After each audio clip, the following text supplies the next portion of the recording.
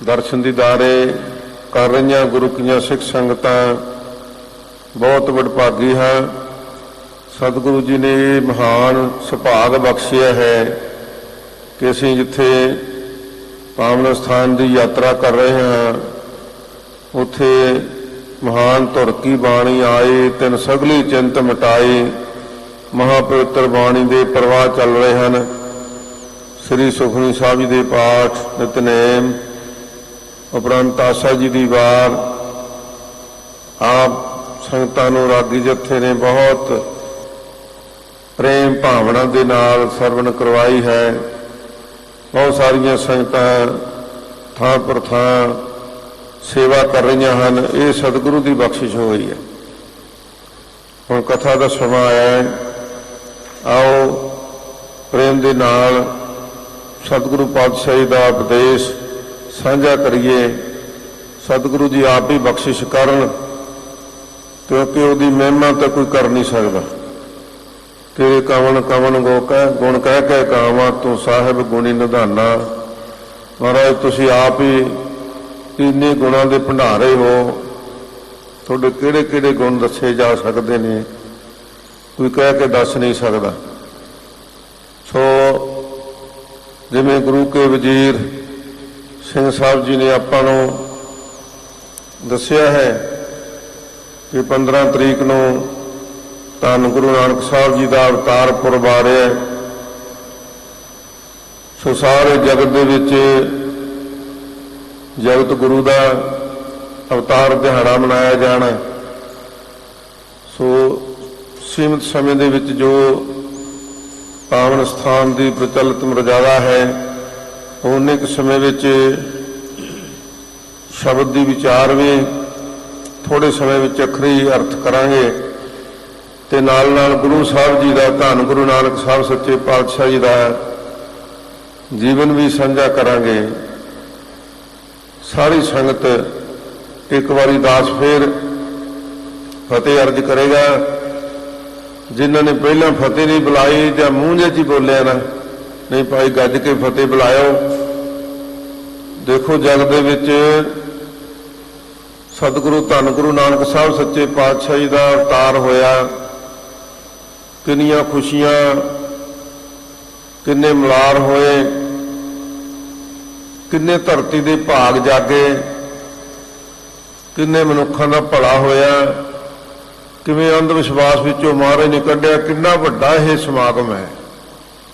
इसलिए सारी संगत चढ़दी कला दे नाल एक बारी हाजरी लवाओ, गज के आखो वाहिगुरु जी का खालसा वाहिगुरु जी की फतेह। ज्ञान ध्यान किस कर्म न जाना, सार न जाना तेरी, सब ते वड्डा सतगुरु नानक जिन कल राखी मेरी। साडे जीवन दे मनां दे विच खास करके गुरसिखां दे मनां विच ये अटल विश्वास होना चाहिए, शरधा होना चाहिए है कि साडा गुरु सब तो वड्डा है।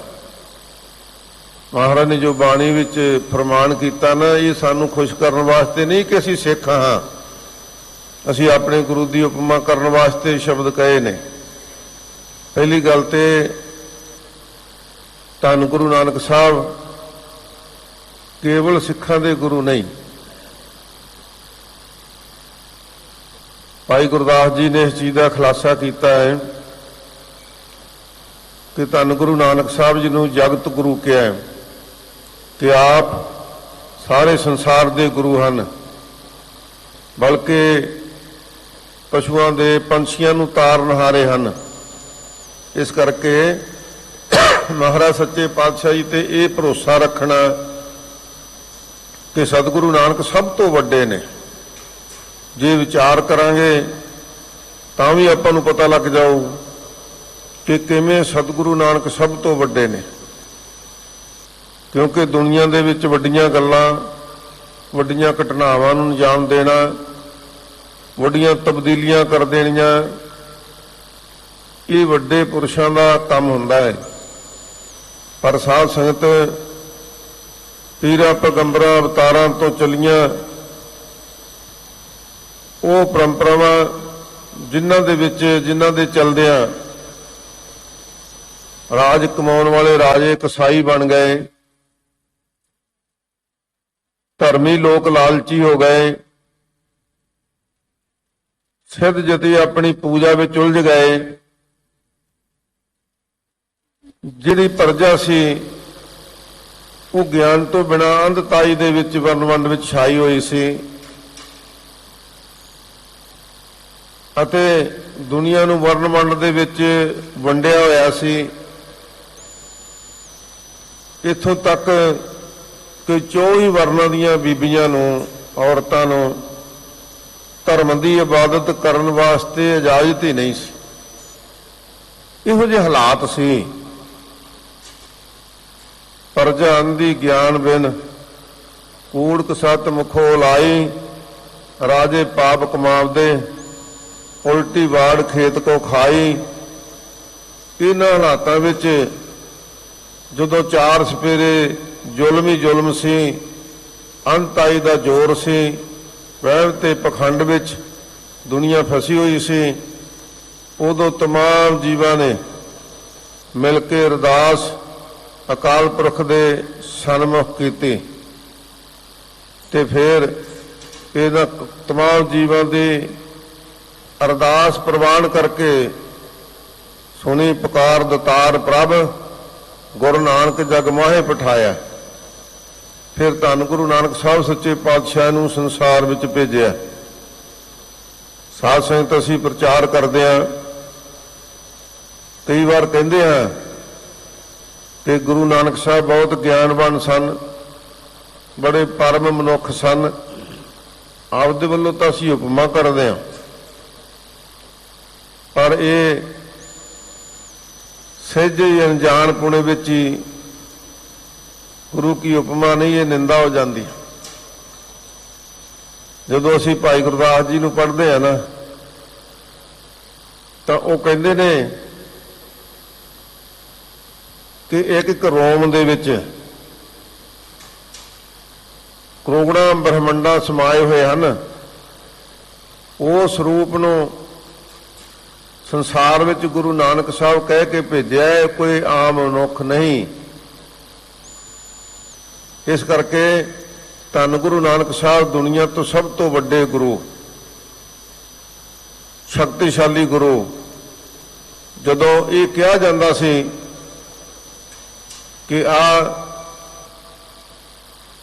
ਧਰਮ ਦੀ ਇਬਾਦਤ ਕਰਨ ਦਾ ਹੱਕ ਰੱਖਦਾ, ਇਹ ਪੰਡਤ ਹੈ, ਇਹ ਛਤਰੀ ਹੈ, ਇਹ ਸ਼ੂਦਰ ਹੈ, ਸਾਧ ਸੰਗਤ ਉਦੋਂ ਕਿਸੇ ਵੀ ਨੀਵੀਂ ਜਾਤ ਵਾਲੇ ਦੇ ਹੱਕ ਵਿੱਚ ਗੱਲ ਕਰਨੀ ਸੰਭਵ ਨਹੀਂ ਸੀ। ਤਾਂ ਸਤਿਗੁਰੂ ਪਾਤਸ਼ਾਹ ਜੀ ਨੇ ਕੇਵਲ ਕਿਹਾ ਹੀ ਨਹੀਂ, ਉਹਨਾਂ ਨਾਲ ਭਾਵ ਭਾਵਨਾ ਕਰਕੇ, ਵਰਤਾਓ ਕਰਕੇ, ਉਹਨਾਂ ਦੇ ਪ੍ਰਥਾਏ ਬਾਣੀ ਉਚਾਰ ਕੇ, ਨੀਚਾ ਅੰਦਰ ਨੀਚ ਜਾਤ ਨੀਚੀ ਹੂੰ ਅਤ ਨੀਚ, ਨਾਨਕ ਤਿਨ ਕੇ ਸੰਗ ਸਾਥ ਵੱਡਿਆ ਸਿਉ ਕਿਆ ਰੀਸ, ਜਿੱਥੇ ਨੀਚ ਸਮਾਲੀਅਨ ਤਿੱਥੇ ਨਦਰ ਤੇਰੀ ਬਖਸ਼ੀਸ। ਇਹ ਬਾਣੀ ਉਚਾਰ ਦਿੱਤੀ ਕਿ ਜਿਹੜੇ ਭਾਵ ਭਗਤੀ ਕਰਨ ਵਾਲੇ ਐ, ਉਹਨਾਂ ਨੂੰ ਭਾਵੇਂ ਕਹੋ ਕਿ ਨੀਚ ਜਾਤ ਦੇ ਨੇ, ਛੋਟੀ ਜਾਤ ਦੇ ਨੇ, ਵੱਡੀ ਜਾਤ ਦੇ ਅਭਿਮਾਨੀ ਬਣ ਕੇ ਭਾਵੇਂ ਬੈਠੇ ਰਹਿਣ, ਪਰ ਕਹਿੰਦੇ ਸਾਡਾ ਸੰਗ ਤੇ ਸਾਥ, ਸਾਡਾ ਵਰਤਾਓ ਉਹਨਾਂ ਨਾਲ ਹੈ ਜਿਹੜੇ ਪ੍ਰਮਾਤਮਾ ਦਾ ਨਾਮ ਜਪਦੇ, ਭਾਵੇਂ ਉਹ ਛੋਟੀ ਜਾਤ ਵਿੱਚ ਵੀ ਹੋਣ। ਇਹ ਸਤਿਗੁਰੂ ਪਾਤਸ਼ਾਹ ਜੀ ਨੇ ਸੰਸਾਰ ਵਿੱਚ ਉਹਨਾਂ ਲੋਕਾਂ ਦੇ ਪਾਸ ਆਪ ਜਾ ਕੇ, ਭਾਵੇਂ ਉਹ ਬਲੀ ਕੰਧਾਰੀ ਸੀ, ਭਾਵੇਂ ਉਹ ਕੌਡਾ ਰਾਖਸ਼ ਸੀ, ਭਾਵੇਂ ਉਹ ਸੱਜਣ ਠੱਗ ਸੀ, ਕਿੱਥੋਂ ਤੱਕ ਮਹਾਰਾਜ ਸੱਚੇ ਪਾਤਸ਼ਾਹ ਜੀ ਨੇ ਵੱਡੀਆਂ 4 ਉਦਾਸੀਆਂ ਕਰਕੇ ਇਹ ਸਤਿਗੁਰੂ ਪਾਤਸ਼ਾਹ ਜੀ ਨੇ ਰਹਿਮਤ ਕੀਤੀ ਹੈ, ਉਹਨਾਂ ਨੂੰ ਸੁਧਾਰਿਆ ਤੇ ਨਾਲ ਨਾਲ ਸਾਡੇ ਵਾਸਤੇ ਬਹੁਤ ਵੱਡਾ ਉਪਦੇਸ਼ ਦਿੱਤਾ। ਜਦੋਂ ਅਸੀਂ ਸਤਿਗੁਰੂ ਪਾਤਸ਼ਾਹ ਦਾ ਉਪਦੇਸ਼ ਪੜ੍ਹਦੇ ਹਾਂ ਨਾ, ਸਾਧ ਸੰਗਤ ਦੀ ਜ਼ਿੰਦਗੀ ਦੀਆਂ ਬਹੁਤ ਵੱਡੀਆਂ ਸਿੱਖਿਆਵਾਂ ਸਤਿਗੁਰੂ ਨੇ ਬਹੁਤ ਸੰਖੇਪ ਸ਼ਬਦਾਂ ਦੇ ਵਿੱਚ ਦੇ ਦਿੱਤੀਆਂ। ਕਿਉਂਕਿ ਮਨੁੱਖ ਜਦੋਂ ਕੋਈ ਧਰਮ ਦਾ ਕਰਮ ਕਰਦਾ ਹੈ ਉਦੋਂ ਵੀ ਸਮਝਦਾ ਵੀ ਮੈਂ ਵੱਡਾ ਹੈ।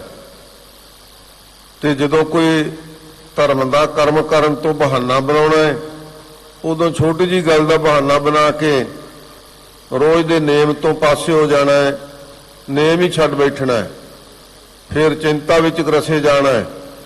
ਸਤਿਗੁਰੂ ਪਾਤਸ਼ਾਹ ਜੀ ਨੇ ਇਹਨਾਂ ਸਾਰੀਆਂ ਗੱਲਾਂ ਦਾ ਸਾਨੂੰ ਉਪਦੇਸ਼ ਬਖਸ਼ਿਸ਼ ਕੀਤਾ ਭਾਈ, ਕਿ ਜੇ ਕੋਈ ਮਤਾ ਸਮਝੇ ਮੈਂ ਕੋਈ ਮਹੀਨਾ 2 ਮਹੀਨੇ ਸਾਲ 2 ਸਾਲ ਪ੍ਰਮਾਤਮਾ ਦੀ ਇਬਾਦਤ ਕਰਨ ਲਈ ਭਉ ਭਗਤੀ ਕਰ ਲਈ ਤੇ ਮੈਂ ਵੱਡਾ ਬਣ ਗਿਆ, ਇਹਦੇ ਵਿੱਚ ਹੀ ਬ੍ਰਾਹਮਣ ਲੋਕ ਆਪਣੀ ਪੂਜਾ ਕਰਾਉਂਦੇ ਸਨ ਕਿ ਅਸੀਂ ਤੇ ਪੁਜਾਰੀ ਹਾਂ, ਪੂਜਾ ਕਰਦੇ ਹਾਂ। ਮਹਾਰਾਜ ਸੱਚੇ ਪਾਤਸ਼ਾਹ ਜੀ ਕਹਿੰਦੇ ਨਹੀਂ ਭਾਈ, ਜੇ ਕਰੋੜਾਂ ਸਾਲ ਦੀ ਵੀ ਉਮਰ ਹੋ ਜਾਵੇ, ਕਰੋੜਾਂ ਸਾਲ ਬੈਠਾ ਵੀ ਪੂਜਾ ਕਰਦਾ ਰਹੇ, ਫਿਰ ਵੀ ਉਸ ਦੀ ਪੂਜਾ ਨਹੀਂ ਹੋ ਸਕਦੀ, ਪੂਜਾ ਬੰਦਗੀ ਪੂਰੀ ਇਬਾਦਤ ਨਹੀਂ ਕਰ ਸਕਦਾ ਤੂੰ। ਇਸ ਕਰਕੇ ਇਹ ਮਨ ਵਿੱਚ ਹੰਕਾਰ ਨਹੀਂ ਕਰਨਾ। ਤੇ ਦੂਸਰਾ, ਮੈਂ ਧਰਮ ਦੀ ਕਿਰਤ ਕਰਦਾ, ਮੈਂ ਧਰਮ ਦੇ ਉੱਪਰੋਂ ਬਹੁਤ ਸਮਾਂ ਵਾਰ ਦਿੰਦਾ, ਧਰਮ ਦੇ ਉੱਪਰੋਂ ਮੈਂ ਧਨ ਦੌਲਤ ਕੁਰਬਾਨ ਕਰ ਦਿੰਦਾ। ਇਸ ਕਰਕੇ ਮੈਂ ਰੱਬ ਨੂੰ ਬਹੁਤ ਪਿਆਰਾ ਹੈ ਤੇ ਲੋਕਾਂ ਨਾਲੋਂ ਆਪਣੇ ਆਪ ਨੂੰ ਵੱਖਰਾ ਸਮਝਦਾ ਤੇ ਮੈਂ ਇਹਨਾਂ ਨਾਲੋਂ ਇੱਕ ਵੱਖਰੀ ਪਦਵੀ ਰੱਖਦਾ। ਮਹਾਰਾਜ ਸੱਚੇ ਪਾਤਸ਼ਾਹ ਜੀ ਨੇ ਉੱਥੇ ਵੀ ਸਾਨੂੰ ਉਪਦੇਸ਼ ਦਿੱਤਾ, ਬਲਕਿ ਦਾਸ ਬੇਨਤੀ ਕਰੇਗਾ ਕਿ ਜਦੋਂ ਅਸੀਂ ਧੰਨ ਗੁਰੂ ਨਾਨਕ ਸਾਹਿਬ ਸੱਚੇ ਪਾਤਸ਼ਾਹ ਜੀ ਦੇ ਅਵਤਾਰ ਪੁਰਬ ਦੇ ਸੰਬੰਧ ਵਿੱਚ ਪ੍ਰਭਾਤ ਫੇਰੀਆਂ ਕੱਢਦੇ ਹਾਂ ਜਾਂ ਨਗਰ ਕੀਰਤਨ ਕੱਢਦੇ ਹਾਂ ਤਾਂ ਉੱਥੇ ਸ਼ਬਦ ਪੜ੍ਹੇ ਜਾਂਦੇ ਨੇ। ਬੜੀ ਚੰਗੀ ਗੱਲ ਹੈ, ਸੰਗਤਾਂ ਜੋਟੀਆਂ ਵਿੱਚ ਵਾਹਿਗੁਰੂ ਦਾ ਸਿਮਰਨ ਕਰਦੀਆਂ, ਜਾਪ ਕਰਦੀਆਂ। ਹੋਰ ਵੀ ਚੰਗਾ ਹੋਵੇ ਜੇ ਅਸੀਂ ਧੰਨ ਗੁਰੂ ਨਾਨਕ ਸਾਹਿਬ ਦੀ ਬਾਣੀ ਵਿੱਚੋਂ ਹੀ ਕੋਈ ਚੁਣਵੇਂ ਸ਼ਬਦ ਪੜ੍ਹੀਏ ਤੇ ਆਉਂਦੇ ਸਾਲ ਤੋਂ ਪਹਿਲਾਂ ਪਹਿਲਾਂ ਉਹ ਸਾਨੂੰ ਜ਼ਬਾਨੀ ਯਾਦ ਹੋ ਜਾਣ, ਜ਼ਬਾਨੀ ਯਾਦ ਕਰੀਏ। ਸਤਿਗੁਰੂ ਪਾਤਸ਼ਾਹ ਜੀ ਦੇ ਬੇਅੰਤ ਬਾਣੀ ਰਚੀ ਹੈ ਤੇ ਜਦੋਂ ਅਸੀਂ ਭਾਈ ਗੁਰਦਾਸ ਦੀਆਂ ਵਾਰਾਂ ਹੋਣ ਤੇ ਭਾਵੇਂ ਧੰਨ ਗੁਰੂ ਗ੍ਰੰਥ ਸਾਹਿਬ ਜੀ ਦੀ ਬਾਣੀ ਵਿੱਚੋਂ ਸ਼ਬਦ ਹੋਣ ਤੇ ਉਹਨਾਂ ਹੀ ਜੋਟੀਆਂ ਦੇ ਵਿੱਚ ਪੜ੍ਹਦੇ ਜਾਈਏ ਤੇ ਹੋਰ ਵੀ ਆਨੰਦ ਵੱਧ ਜਾਏਗਾ। ਜਿਵੇਂ ਮਹਾਰਾਜ ਸੱਚੇ ਪਾਤਸ਼ਾਹ ਜੀ ਨੇ ਵੱਡੇ ਉਪਦੇਸ਼ ਦਿੰਦਿਆਂ ਸਾਨੂੰ ਇਹ ਦਰਸਾਇਆ ਨਾ ਕਿ ਭਾਈ ਤੂੰ ਇਸ ਸਤਿਗੁਰੂ ਦੇ ਨਾਲ ਸ਼ਰਧਾ ਰੱਖ ਕੇ, ਪ੍ਰੇਮ ਰੱਖ ਕੇ, ਭਾਵਨਾ ਰੱਖ ਕੇ ਤੂੰ ਇਹ ਜਤਾਉਣ ਦਾ ਯਤਨ ਕਰੇ ਕਿ ਮੈਂ ਬਹੁਤ ਵੱਡਾ ਪਰਉਪਕਾਰੀ ਹਾਂ, ਪ੍ਰੇਮੀ ਹਾਂ। ਇਸ ਭੁਲੇਖੇ ਵਿੱਚ ਨਾ ਰਹੀ, ਬਲਕਿ ਸਤਿਗੁਰੂ ਪਾਤਸ਼ਾਹ ਜੀ ਕਹਿੰਦੇ ਆ ਤੈਨੂੰ ਦੱਸੀਏ, ਜੇ ਤੂੰ ਉਸ ਪ੍ਰਮਾਤਮਾ ਦੇ ਨਾਲ ਪ੍ਰੀਤ ਜੋੜਨੀ ਹੈ ਨਾ, ਜੋ ਤੋ ਪ੍ਰੇਮ ਖੇਲਨ ਕਾ ਚਾਓ, ਸਿਰ ਧਰ ਤਲੀ ਗਲੀ ਮੇਰੀ ਆਓ, ਇਤ ਮਾਰਗ ਪੈਰ ਧਰੀਜੈ, ਸਿਰ ਦੀਜੈ ਕਾਨ ਨਾ ਕੀਜੈ। ਕਹਿੰਦੇ ਇਹ ਤਾਂ ਇਹੋ ਜਿਹਾ ਮਾਰਗ ਹੈ, ਇਸ ਮਾਰਗ ਤੇ ਚੱਲਦਿਆਂ ਸੀਸ ਵੀ ਲੱਗ ਜਾਏ, ਸਰੀਰ ਲੱਗ ਜਾਏ, ਸ਼ਹਾਦਤਾਂ ਹੋ ਜਾਣ, ਪੁਰਜਾ ਪੁਰਜਾ ਕਟਵਾਉਣਾ ਪੈ ਜੇ। ਸਿੱਖਾਂ ਦਾ ਇਤਿਹਾਸ ਹੈ ਭਾਈ, ਦੇਗਿਆਂ ਝੁੱਬਲੇ ਪੁਰਜਾ ਪੁਰਜਾ ਕਟਵਾਇਆ, ਮਾਈਆਂ ਬੀਬੀਆਂ ਨੇ ਸਵਾ ਮਣ ਦੇ ਪੀਸੇ, ਉਹ ਵੀ ਉਸ ਸਮੇਂ ਜਦੋਂ ਛੋਟੇ ਛੋਟੇ ਬੱਚਿਆਂ ਦੇ ਟੋਟੇ ਟੋਟੇ ਕਰਕੇ ਪੁੱਤਰਾਂ ਦੇ ਹਾਰ ਗਲਾਂ ਵਿੱਚ ਪਾਏ ਗਏ, ਪੁੱਠੀਆਂ ਖੱਲਾਂ ਲੱਥੀਆਂ, ਕੋਲੂਆਂ 'ਚ ਪੀੜੇ ਗਏ। ਪਰ ਇਹ ਉਪਦੇਸ਼ ਕਿਹਦਾ ਸੀ? ਉਪਦੇਸ਼ ਸੀਗਾ ਜੋ ਤੋ ਪ੍ਰੇਮ ਖੇਲਨ ਕਾ ਚਾਓ, ਸਿਰ ਧਰ ਤਲੀ ਗਲੀ ਮੇਰੀ ਆਓ, ਇਤ ਮਾਰਗ ਪੈਰ ਧਰੀਜੈ, ਸਿਰ ਦੀਜੈ ਕਾਨ ਨਾ ਕੀਜੈ। ਕਹਿੰਦੇ ਸਿਰ ਦੇ ਕੇ ਵੀ ਸ਼ੁਕਰ ਕਰਨਾ ਕਿ ਮਹਾਰਾਜ ਇਹ ਤੇਰਾ ਸ਼ੁਕਰ ਹੈ ਕਿ ਤੂੰ ਧਰਮ ਦੇ ਵਿੱਚ ਪਰਪੱਕਤਾ ਬਖਸ਼ ਕੇ ਇਸ ਸਰੀਰ ਨੂੰ, ਇਸ ਸੀਸ ਨੂੰ ਪ੍ਰਵਾਨ ਕਰ ਲਿਆ। ਇਹ ਮਹਾਰਾਜ ਸੱਚੇ ਪਾਤਸ਼ਾਹ ਦੇ ਜੇ ਅਸੀਂ ਸ਼ਬਦ ਪੜ੍ਹਦੇ ਜਾਵਾਂਗੇ ਉਹਨਾਂ ਗਲੀਆਂ ਦੇ ਵਿੱਚ ਦੀ ਜਿੱਥੋਂ ਮਹਾਰਾਜ ਦਾ ਨਗਰ ਕੀਰਤਨ ਜਾਵੇਗਾ, ਜੋ ਤੋ ਪ੍ਰੇਮ ਖੇਲਨ ਕਾ ਚਾਓ। ਸਾਧ ਸੰਗਤ ਜੀ, ਬੇਅੰਤ ਗੁਰੂ ਕੇ ਸ਼ਬਦ ਹਨ ਮਹਾਰਾਜ ਸੱਚੇ ਪਾਤਸ਼ਾਹ ਜੀ ਕਹਿੰਦੇ ਮਨੁੱਖ ਖਾਣ ਪੀਣ ਪਹਿਨਣ ਦੇ ਵਿੱਚ ਲੱਗਿਆ ਹੋਇਆ ਤੇ ਸਾਨੂੰ ਮਹਾਰਾਜ ਨੇ ਆਪ ਬਖਸ਼ਿਸ਼ ਕਰਕੇ ਇਹ ਉਪਦੇਸ਼ ਦੇ ਦਿੱਤਾ, ਖਾਣਾ ਪੀਣਾ ਹੱਸਣਾ ਸੌਣਾ ਵਿਸਰ ਗਿਆ ਹੈ ਮਰਨਾ। ਕਹਿੰਦੇ ਭਾਈ ਜਿਹੜਾ ਪਤਾ ਨਿਸ਼ਚਿਤ ਸਮਾਂ ਉਹ ਤੇਰੇ ਤੋਂ ਵਿਸਰ ਗਿਆ, ਤੈਨੂੰ ਤੂੰ ਤੇ ਖਾਣ ਪੀਣ ਦੇ ਵਿੱਚ ਹੀ ਲੱਗਾ ਹੋਇਆ। ਤੇ ਫਿਰ ਸਤਿਗੁਰੂ ਪਾਤਸ਼ਾਹ ਜੀ ਨੇ ਰੋਜ਼ ਦੀ ਕਿਰਤ ਕਰਨ ਵਾਲੇ, ਕਿਉਂਕਿ ਸਤਿਗੁਰੂ ਜੀ ਆਪ ਵੀ ਇਹੀ ਕਿਰਤ ਕਰਦੇ ਸੀ ਨਾ, ਜਿਹਦੇ ਪ੍ਰਸਾਏ ਸ਼ਬਦ ਉਚਾਰਿਆ ਸਤਿਗੁਰੂ ਜੀ ਨੇ, ਤੇ ਨਾਲ ਨਾਲ ਕਹਿੰਦੇ ਭਾਈ ਜਿੱਥੇ ਤੂੰ ਖੇਤੀ ਸਵਾਰਦਾ, ਵਾਹੁਣਾ ਹੈ, ਬੀਜਦਾ ਹੈ, ਸੁਹਾਗਾ ਦਿੰਦਾ ਹੈ, ਪਾਣੀ ਦਿੰਦਾ ਹੈ, ਫਸਲ ਦੀ ਰਾਖੀ ਕਰਦਾ ਹੈ, ਤੇ ਉੱਥੇ ਨਾਲ ਕਿਹਾ ਮਨ ਹਾਲੀ ਕਰਸਾਣੀ ਕਰਨੀ, ਸਰਮ ਪਾਣੀ ਤਨ ਖੇਤ। ਕਹਿੰਦੇ ਭਾਈ ਇਹ ਵੀ ਨਾਲ ਖਿਆਲ ਰੱਖੀ ਕਿ ਆਪਣੇ ਮਨ ਦੇ ਵਿੱਚ ਨਾਮ ਦਾ ਬੀਜ ਬੀਜ ਕੇ ਸੰਤੋਖ ਦਾ ਸੁਹਾਗਾ ਦੇ ਕੇ ਇਹਦੀ ਵੀ ਨਾਲ ਰਾਖੀ ਕਰਨੀ। ਤੇ ਦੂਸਰੇ ਪਾਸੇ ਸਤਿਗੁਰੂ ਪਾਤਸ਼ਾਹ ਧੰਨ ਗੁਰੂ ਨਾਨਕ ਸਾਹਿਬ ਸੱਚੇ ਪਾਤਸ਼ਾਹ ਜੀ ਨੇ ਰਹਿਮਤ ਕੀਤੀ ਸਾਡੇ ਤੇ।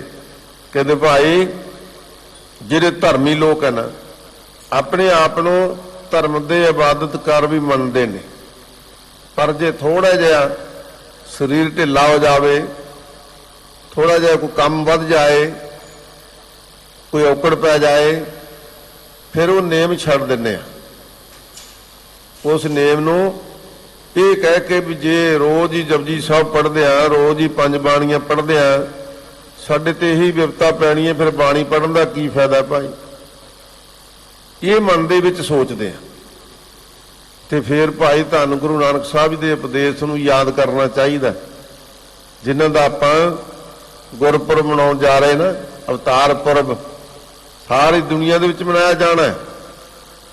ਤੇ ਉਦੋਂ ਯਾਦ ਕਰਨਾ ਹੈ ਕਿ ਜੇ ਸਰੀਰ ਨੂੰ ਬੁਖਾਰ ਹੋ ਗਿਆ, ਕੋਈ ਕੁਦਰਤੀ ਆਫਤ ਆ ਗਈ, ਕੋਈ ਔਕੜ ਪੈ ਗਈ, ਕਿਸੇ ਬਿਜ਼ਨਸ ਦੇ ਵਿੱਚ ਘਾਟਾ ਪੈ ਗਿਆ, ਤੇ ਫਿਰ ਲਾਂਭਾ ਮਹਾਰਾਜ ਨੂੰ ਦੇਣਾ, ਲਾਂਭਾ ਫਿਰ ਨਿਤਨੇਮ ਨੂੰ ਦੇਣਾ, ਬਾਣੀ ਨੂੰ ਦੇਣਾ, ਰੋਜ਼ ਦੇ ਸਿਮਰਨ ਨੂੰ ਛੱਡ ਦੇਣਾ ਨਹੀਂ।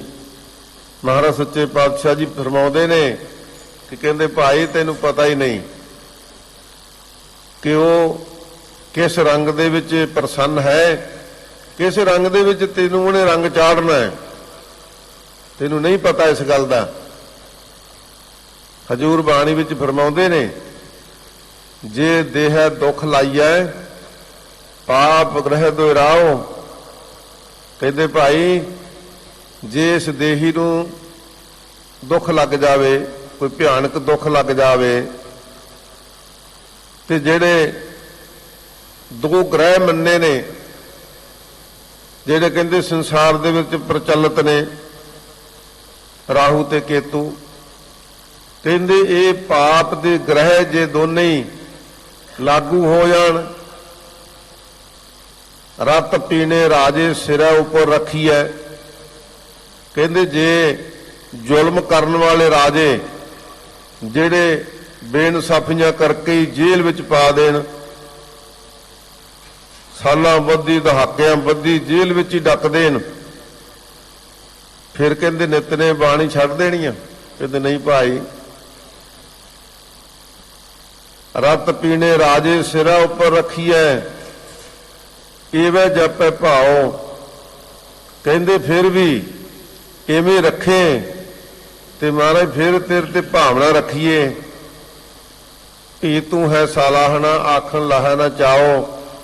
ਮਹਾਰਾਜ ਤੇਰੀ ਕਿਰਪਾ ਤਾਂ ਵਿਸ਼ੇਸ਼ ਤੌਰ ਤੇ ਹੋਵੇਗੀ ਜੇ ਇਹਨਾਂ ਹਾਲਾਤਾਂ ਦੇ ਵਿੱਚ ਵੀ ਤੇਰੇ ਨਾਮ ਨੂੰ ਜਪੀਏ, ਤੇਰੇ ਤੇ ਅਸੀਂ ਭਰੋਸਾ ਰੱਖੀਏ, ਤੇਰੇ ਤੇ ਉਹੀ ਭਾਵਨਾ ਬਣੀ ਰਵੇ। ਮਹਾਰਾਜ ਸਾਡੀ ਇਹ ਸਾਡੀ ਅਰਦਾਸ ਬੇਨਤੀ ਹੈ। ਧੰਨ ਗੁਰੂ ਨਾਨਕ ਸਾਹਿਬ ਸੱਚੇ ਪਾਤਸ਼ਾਹ ਜੀ ਨੇ ਸਾਨੂੰ ਹਰ ਪੱਖ ਤੋਂ ਇਹ ਸਮਝਾਉਣਾ ਕੀਤਾ ਕਿ ਗੁਰੂ ਕੇ ਸਿੱਖਾ ਥੋੜੀ ਜਿਹੀ ਵੀ ਔਕੜ ਪੈ ਗਈ, ਐਵੇਂ ਨਾ ਫਿਰ ਭੂਤਾਂ ਪ੍ਰੇਤਾਂ ਦੇ ਮਗਰ, ਡੰਬੀਆਂ ਪਖੰਡੀਆਂ ਦੇ ਮਗਰ, ਦੇਹ ਧਾਰੀਆਂ ਦੇ ਮਗਰ ਤੁਰਿਆ ਫਿਰੇ ਨਹੀਂ। ਜਿਹੜਾ ਇਹ ਬਾਣੀ ਦੇ ਵਿੱਚ ਫਰਮਾਇਆ ਨਾ, ਸਭ ਤੋਂ ਵੱਡਾ ਸਤਿਗੁਰੂ ਨਾਨਕ, ਤੇ ਸਤਿਗੁਰੂ ਨਾਨਕ ਨੇ ਵੱਡਾ ਕਿਹਨੂੰ ਕਿਹਾ? ਮਹਾਰਾਜ ਸੱਚੇ ਪਾਤਸ਼ਾਹ ਨੇ ਤਾਂ ਕਿਸੇ ਨੂੰ ਵੱਡਾ ਕਿਹਾ ਨਾ ਭਾਈ। ਸਭ ਤੋਂ ਵੱਡੀ ਦਾਤ ਮਹਾਰਾਜ ਸੱਚੇ ਪਾਤਸ਼ਾਹ ਜੀ ਨੇ ਸਾਨੂੰ ਦਿੱਤੀ।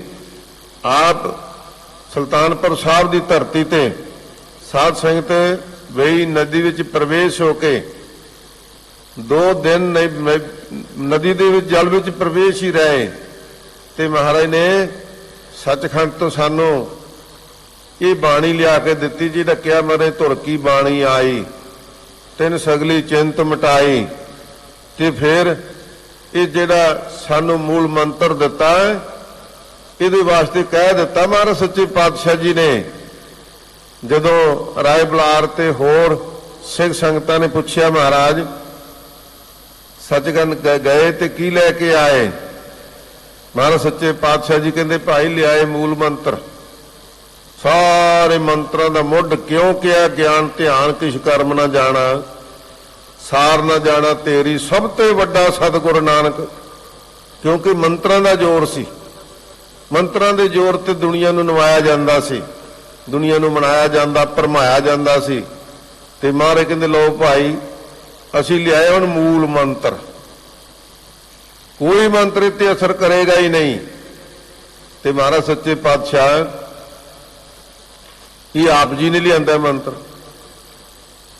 ਇਹ ਆਪ ਜੀ ਨੇ ਪੈਦਾ ਕੀਤਾ ਮੰਤਰ, ਇਹ ਆਪ ਜੀ ਨੇ ਉਚਾਰਿਆ ਮੰਤਰ। ਮਹਾਰਾਜ ਕਹਿੰਦੇ ਭਾਈ ਅਸੀਂ ਤੇ ਲਿਆ ਕੇ ਸੰਗਤਾਂ ਦੇ ਵਿੱਚ ਇਹਨੂੰ ਪ੍ਰਗਟ ਕਰ ਰਹੇ ਹਾਂ, ਪਰ ਇਹ ਹੈ ਕੀ ਹੈ, ਇਹ ਆਦ ਸੱਚ, ਜੁਗਾਦ ਸੱਚ, ਹੈ ਭੀ ਸੱਚ, ਨਾਨਕ ਹੋਸੀ ਭੀ ਸੱਚ। ਤੇ ਮਹਾਰਾਜ ਕੀ ਹੈ ਫਿਰ ਮੰਤਰ, ਮਹਾਰਾਜ ਕਹਿੰਦੇ ਇੱਕ ਓੰਕਾਰ ਸਤਨਾਮ ਕਰਤਾ ਪੁਰਖ ਨਿਰਭਉ ਨਿਰਵੈਰ ਅਕਾਲ ਮੂਰਤ ਅਜੂਨੀ ਸਹਿਭੰ ਗੁਰ ਪ੍ਰਸਾਦ। ਕਹਿੰਦੇ ਮੰਤਰ ਲਿਆਏ ਮਹਾਰਾਜ ਕੀ ਕਰਨਾ ਫਿਰ, ਮਹਾਰਾਜ ਕਹਿੰਦੇ ਜਪ, ਇਹਨੂੰ ਭਾਈ ਜਪ, ਜਪਣ ਵਾਸਤੇ ਹੈ। ਤੇ ਫਿਰ ਕਿਹਾ ਸੀ ਹੈ ਆਦ ਸੱਚ ਜੁਗਾਦ ਸੱਚ, ਹੈ ਭੀ ਸੱਚ, ਨਾਨਕ ਹੋਸੀ ਭੀ ਸੱਚ। ਕਹਿੰਦੇ ਪਹਿਲਾਂ ਵੀ ਸੱਚਾ ਹੀ ਸੀ, ਅੱਜ ਸੱਚਾ ਵਰਤ ਰਿਹਾ ਹੈ ਤੇ ਹਮੇਸ਼ਾ ਹੀ ਸੱਚਾ ਰਹੇਗਾ। ਮਹਾਰਾਜ ਸੱਚੇ ਪਾਤਸ਼ਾਹ ਜੀ ਨੇ ਇਹ ਸਾਨੂੰ ਮੰਤਰ ਦਿੱਤਾ ਭਾਈ। ਤੇ ਜਿਹੜੇ ਗੁਰੂ ਕੇ ਪਿਆਰੇ ਪ੍ਰੇਮ ਸ਼ਰਧਾ ਦੇ ਨਾਲ ਇਹਦਾ ਅਭਿਆਸ ਕਰਦੇ ਆ, ਵਾਹਿਗੁਰੂ ਦਾ ਸਿਮਰਨ ਕਰਦੇ ਆ, ਮੂਲ ਮੰਤਰ ਦੀ ਮਾਲਾ ਫੇਰਦੇ ਆ, ਜਪ ਕਰਦੇ ਆ, ਉਹਨਾਂ ਤੇ ਥਾਂ ਕਿਰਪਾ ਹੋ ਜਾਂਦੀ ਸਤਿਗੁਰੂ ਦੀ, ਬੇਅੰਤ ਬਖਸ਼ਾਂ ਹੋ ਜਾਂਦੀਆਂ। ਧੰਨ ਗੁਰੂ ਨਾਨਕ ਸਾਹਿਬ ਸੱਚੇ ਪਾਤਸ਼ਾਹ ਜੀ ਨੇ ਜਿੱਥੇ ਸਿੱਧਾਂ ਨੂੰ, ਜਿੱਥੇ ਪੀਰਾਂ ਨੂੰ, ਜਿੱਥੇ ਜੋਗੀਆਂ ਨੂੰ, ਜਿੱਥੇ ਰਾਜਿਆਂ ਨੂੰ, ਜਿੱਥੇ ਵਲੀਆਂ ਨੂੰ ਸਿੱਖਿਆ ਦਿੱਤੀ ਨਾ, ਉੱਥੇ ਆਮ ਜਗਤ ਨੂੰ ਕਿਹਾ ਕਿ ਤੁਸੀਂ ਪਰਮੇਸ਼ਰ ਦੀ ਭਾਵ ਭਗਤੀ ਦੇ ਵਿੱਚ ਆਪਣੇ ਮਨ ਨੂੰ ਰੰਗੋ, ਕਿਉਂਕਿ ਇਹ ਰੰਗ ਹਰ ਇੱਕ ਤੇ ਚੜ ਸਕਦਾ। ਤੁਹਾਨੂੰ ਐਵੇਂ ਭਰਮ ਭੁਲੇਖਿਆਂ ਵਿੱਚ ਪਾਇਆ ਹੈ ਕਿ ਕੇਵਲ ਕੁਝ ਗਿਣਤੀ ਦੇ ਲੋਕ ਨੇ ਜਿਹੜੇ ਪ੍ਰਭੂ ਦੀ ਇਬਾਦਤ ਕਰ ਸਕਦੇ, ਭਾਵ ਭਗਤੀ ਕਰ ਸਕਦੇ ਆ। ਨਹੀਂ, ਅਸੀਂ ਇਹ ਡੰਕੇ ਦੀ ਚੋੜ ਤੇ ਤੁਹਾਨੂੰ ਦੱਸਦੇ ਆ ਕਿ ਪਰਮਾਤਮਾ ਦਾ ਨਾਮ ਕੋਈ ਵੀ ਜਪ ਸਕਦਾ। ਜਿਨੀ ਨਾਮ ਧਿਆਇਆ ਗਏ ਮਸਕਤ ਘਾਲ, ਨਾਨਕ ਤੇ ਮੁਖ ਉਜਲੇ ਕੀਤੀ ਛੁੱਟੀ ਨਾਲ। ਕਹਿੰਦੇ ਜਿਨ੍ਹਾਂ ਨੇ ਇਹ ਨਾਮ ਜਪ ਲਿਆ ਉਹਨਾਂ ਦਾ ਭਲਾ ਹੋਵੇਗਾ, ਉਹ ਸੰਸਾਰ ਵਿੱਚੋਂ ਉਜਲੇ ਮੁਖ ਲੈ ਕੇ ਸੰਸਾਰ ਵਿੱਚੋਂ ਜਾਣਗੇ। ਇਸ ਵਾਸਤੇ ਕੋਈ ਜਾਤੀ ਸੰਬੰਧ ਨਹੀਂ, ਕੋਈ ਇੱਥੇ ਬੈਂਕ ਬੈਲੈਂਸ ਨਹੀਂ ਚਾਹੀਦਾ, ਕੋਈ ਇੱਥੇ ਵਿਦਿਆ ਦਾ ਹਿਸਾਬ ਨਹੀਂ। ਮਹਾਰਾਜ ਸੱਚੇ ਪਾਤਸ਼ਾਹ ਜੀ ਨੇ ਜੋ ਪ੍ਰਾਣੀ ਗੋਬਿੰਦ ਧਿਆਵੈ, ਪੜਿਆ ਅਨਪੜਿਆ ਪਰਮਗਤ ਪਾਵੈ। ਕਹਿੰਦੇ ਉਹ ਪਰਮਗਤੀ ਨੂੰ ਪ੍ਰਾਪਤ ਹੋ ਜਾਵੇਗਾ ਜਿਹੜਾ ਉਸ ਪ੍ਰਭੂ ਦੀ ਇਸ ਭਗਤੀ ਦੇ ਵਿੱਚ ਆਪਣੇ ਆਪ ਨੂੰ ਜੋੜ ਲਵੇਗਾ। ਹੁਣ ਆਪਾਂ ਵਾਹਿਗੁਰੂ ਤਾਂ ਸਾਰੇ ਹੀ ਕਹਿ ਸਕਦੇ ਆ ਨਾ ਭਾਈ, ਇਹਦੇ ਵਾਸਤੇ ਤਾਂ ਕੋਈ ਡਿਗਰੀ ਨਹੀਂ ਚਾਹੀਦੀ, ਇਹਦੇ ਵਾਸਤੇ ਤਾਂ ਸਾਨੂੰ ਕੋਈ ਬਹੁਤ ਵਿਦਿਆ ਤੇ ਯੋਗਤਾ ਨਹੀਂ ਚਾਹੀਦੀ ਕਿ ਤਾਂ ਅਸੀਂ ਵਾਹਿਗੁਰੂ ਕਹਿ ਸਕਦੇ ਹਾਂ। ਪਰ ਗੱਲ ਬੜੀ ਵੱਡੀ ਹੈ, ਗੱਲ ਬਹੁਤ ਵੱਡੀ ਹੈ। ਸਾਰੀਆਂ ਵਿਦਿਆ ਦੀ ਦਾਤੀ ਹੈ ਇਹ ਵਿਦਿਆ। ਸੋ ਇਸ ਕਰਕੇ ਵਾਹਿਗੁਰੂ ਸਿਮਰਨ ਸਭ ਤੋਂ ਵੱਡਾ ਹੈ। ਜੇ ਅਸੀਂ ਉਸ ਵਾਹਿਗੁਰੂ ਦਾ ਧਿਆਨ ਧਰਾਂਗੇ, ਉਹਦੇ ਨਾਲ ਜੁੜਾਂਗੇ, ਤੇ ਬਾਕੀ ਜਗਤ ਦੀ ਵਿਦਿਆ ਤਾਂ ਇਹਦੇ ਵਿੱਚੋਂ ਹੀ ਪੈਦਾ ਹੋਈ ਹੈ ਨਾ। ਇਸ ਕਰਕੇ ਸਤਿਗੁਰੂ ਪਾਤਸ਼ਾਹ ਜੀ ਨੇ ਸਾਨੂੰ ਇਹ ਵੀ ਇੱਕ ਰਾਹ ਦੇ ਦਿੱਤਾ। ਤੇ ਫਿਰ ਸਤਿਗੁਰੂ ਨੇ ਇਹ ਬੰਧਨ ਤੋੜੇ, ਜਿੱਥੇ ਕਿਹਾ ਗਿਆ ਕਿ ਔਰਤਾਂ ਪਲੀਤ ਨੇ, ਇਹ ਧਾਰਮਿਕ ਅਸਥਾਨਾਂ ਤੇ ਨਹੀਂ ਆ ਸਕਦੀਆਂ, ਧਰਮ ਦੀ ਇਬਾਦਤ ਨਹੀਂ ਕਰ ਸਕਦੀਆਂ। ਮਹਾਰਾਜ ਸੱਚੇ ਪਾਤਸ਼ਾਹ ਜੀ ਨੇ ਫਟਕਾਰ ਪਾਈ। ਮਹਾਰਾਜ ਨੇ ਕਿਹਾ, ਉਹ ਨਿਕੰਮਿਓ, ਤੁਸੀਂ ਪੈਦਾ ਕਿੱਥੋਂ ਹੋਏ? ਜਿਹੜੀ ਔਰਤ ਨੇ, ਜਿਹੜੀ ਮਾਂ ਨੇ ਜਨਮ ਦਿੱਤਾ, ਉਹਨੂੰ ਫਟਕਾਰਦੇ ਹੋ? ਨਹੀਂ, ਕਹਿੰਦੇ ਇਹ ਵੀ ਪਰਮਾਤਮਾ ਦੀ ਇਬਾਦਤ ਕਰ ਸਕਦੀਆਂ। ਨਹੀਂ ਤੇ ਕਿਸੇ ਸ਼ਿਵਦਿਆਲੇ ਵਿੱਚ, ਕਿਸੇ ਮੰਦਰ ਵਿੱਚ, ਕਿਸੇ ਮਸੀਤ ਵਿੱਚ ਔਰਤ ਨਹੀਂ ਸੀ ਜਾ ਸਕਦੀ। ਇਹ ਸਤਿਗੁਰੂ ਪਾਤਸ਼ਾਹ ਜੀ ਨੇ ਰਹਿਮਤ ਕੀਤੀ, ਕਿਰਪਾ ਕੀਤੀ ਕਿ ਇਹਨਾਂ ਦਾ ਤਾਂ ਫਿਰ ਮਨੁੱਖਾ ਜਨਮ ਹੀ ਜਾਈ ਚਲਿਆ ਜਾਵੇਗਾ। ਜੇ ਇਸ ਤਰ੍ਹਾਂ ਇਹਨਾਂ ਨਾਲ ਧੱਕਾ ਕਰਾਂਗੇ, ਇਹ ਛਲ ਕਰਾਂਗੇ, ਇਹ ਜ਼ੁਲਮ ਕਰਾਂਗੇ, ਤਾਂ ਫਿਰ ਇਹ ਪਾਪ ਦਾ ਭਾਗੀ ਕੌਣ ਬਣੇਗਾ? ਮਹਾਰਾਜ ਸੱਚੇ ਪਾਤਸ਼ਾਹ ਜੀ ਨੇ ਇਸ ਪਾਸੋਂ ਵੀ ਸਾਨੂੰ ਰੋਕਿਆ। ਸੋ ਇਸ ਵਾਸਤੇ ਆਦਲ ਅਦਲ ਕਰਾਏ ਦਾ ਮਹਾਰਾਜ ਸੱਚੇ ਪਾਤਸ਼ਾਹ ਜੀ ਨੂੰ ਭਾਈ ਗੁਰਦਾਸ ਜੀ ਕਹਿੰਦੇ ਨੇ ਕਿ ਉਹ ਜਿਹੜਾ ਆਪ ਜੱਜ ਹੈ ਨਾ, ਇਨਸਾਫ ਕਰਨ ਵਾਲਾ, ਤੇ ਅਦਲ ਹੈ ਇਨਸਾਫ, ਤੇ ਆਦਲ ਹੈ ਕਰਨ ਵਾਲਾ ਇਨਸਾਫ ਨੂੰ। ਮਹਾਰਾਜ ਸੱਚੇ ਪਾਤਸ਼ਾਹ ਨੂੰ ਕਿਹਾ ਕਿ ਉਹ ਆਪ ਇਨਸਾਫ ਕਰਨ ਵਾਲਾ ਹੈ। ਕਿਸੇ ਦਾ ਕੀਤੀ ਹੋਈ ਭਾਉ ਭਗਤੀ ਬੰਦਗੀ ਨੂੰ ਇੱਕ ਤਿਲ ਮਾਤਰ ਵੀ ਅਜਾਈ ਨਹੀਂ ਜਾਣ ਦਿੰਦਾ, ਉਹ ਐਸਾ ਅਦਲ ਕਰਦਾ ਹੈ। ਤੇ ਮਹਾਰਾਜ ਸੱਚੇ ਪਾਤਸ਼ਾਹ ਜੀ ਆਪ ਉਸ ਭਾਵ ਭਗਤੀ ਨੂੰ ਪ੍ਰਵਾਨ ਕਰਕੇ ਉਹਦੀ ਭਗਤੀ ਕੀਤੀ ਹੋਈ ਲੇਖੇ ਵਿੱਚ ਲਾ ਦਿੰਦੇ ਨੇ, ਉਹ ਕੋਈ ਵੀ ਕਰੇ। ਇਹ ਧੰਨ ਗੁਰੂ ਨਾਨਕ ਸਾਹਿਬ ਸੱਚੇ ਪਾਤਸ਼ਾਹ ਦੀਆਂ ਵਡਿਆਈਆਂ ਹੈ। ਸਾਧ ਸੰਗਤ ਜੀ, ਫਿਰ ਕੋਈ ਵੀ ਆ ਗਿਆ ਇੱਥੇ ਕੋਈ ਹਿੰਦੂ ਮਤ ਦੇ ਆ ਗਏ, ਉਹਨਾਂ ਨੂੰ ਵੀ ਮਹਾਰਾਜ ਸੱਚੇ ਪਾਤਸ਼ਾਹ ਜੀ ਨੇ ਕਿਹਾ, ਤੁਸੀਂ ਆਪਣੇ ਧਰਮ ਦੀ ਪਰਪੱਕਤਾ ਰੱਖੋ। ਤੁਸੀਂ ਪੰਡਤ ਤਾਂ ਹੈ ਜੇ ਤੁਸੀਂ ਤ੍ਰਿਆ ਗੁਣਾਂ ਦੀ ਪੰਡ ਨੂੰ ਸਿਰ ਤੋਂ ਉਤਾਰ ਦੇਵੋ। ਜੇ ਇੱਥੇ ਮੁਸਲਮਾਨ ਵੀਰ ਆਏ, ਸਤਿਗੁਰੂ ਦੀ ਇਬਾਦਤ ਕਰਨ ਵਾਸਤੇ ਸਤਿਗੁਰੂ ਦੀ ਸ਼ਰਨ ਵਿੱਚ ਆ ਗਏ, ਤੇ ਮਹਾਰਾਜ ਸੱਚੇ ਪਾਤਸ਼ਾਹ ਜੀ ਉਹਨਾਂ ਨੂੰ ਵੀ ਕਿਹਾ ਕਿ ਤੁਸੀਂ ਪੰਜ ਵਕਤ ਦੇ ਨਮਾਜ਼ੀ ਤਾਂ ਹੈ ਜੇ ਤੁਸੀਂ ਮੁਸਲਮਾਨ ਮੋਮਨ ਦਿਲ ਹੋਵੇ। ਅੰਤਰ ਕੀ ਮਲ ਦਿਲ ਤੇ ਧੋਵੈ, ਦੁਨੀਆ ਰੰਗ ਨਾ ਆਵੇ ਨੇੜੇ, ਜਿਉ ਕੁਸਮ ਪਾਟ ਕਿਉ ਪਾਕ ਹਰਾ। ਕਹਿੰਦੇ ਭਾਈ ਇਸ ਤਰ੍ਹਾਂ ਦਾ ਤੇਰਾ ਜੀਵਨ ਚਾਹੀਦਾ ਤਾਂ ਤੂੰ ਮੁਸਲਮਾਨ ਹੈ।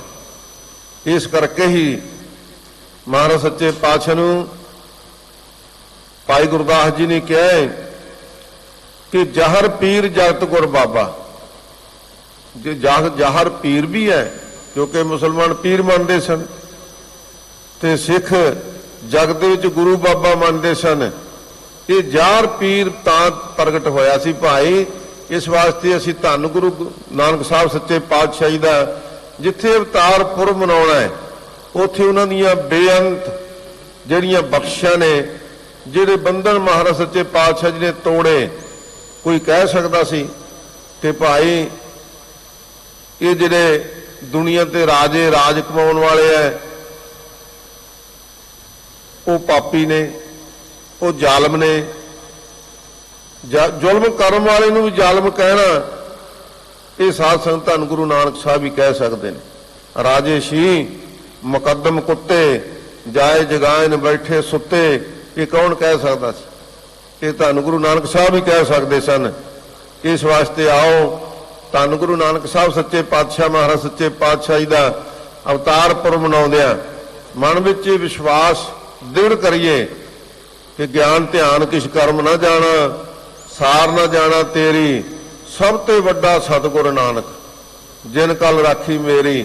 ਸਭ ਤੋਂ ਵੱਡਾ ਸਤਿਗੁਰੂ ਨਾਨਕ ਸਾਹਿਬ ਸੱਚੇ ਪਾਤਸ਼ਾਹ ਦਾ ਉਪਦੇਸ਼ ਹੈ, ਉਹਨਾਂ ਦਾ ਸਿਧਾਂਤ ਹੈ।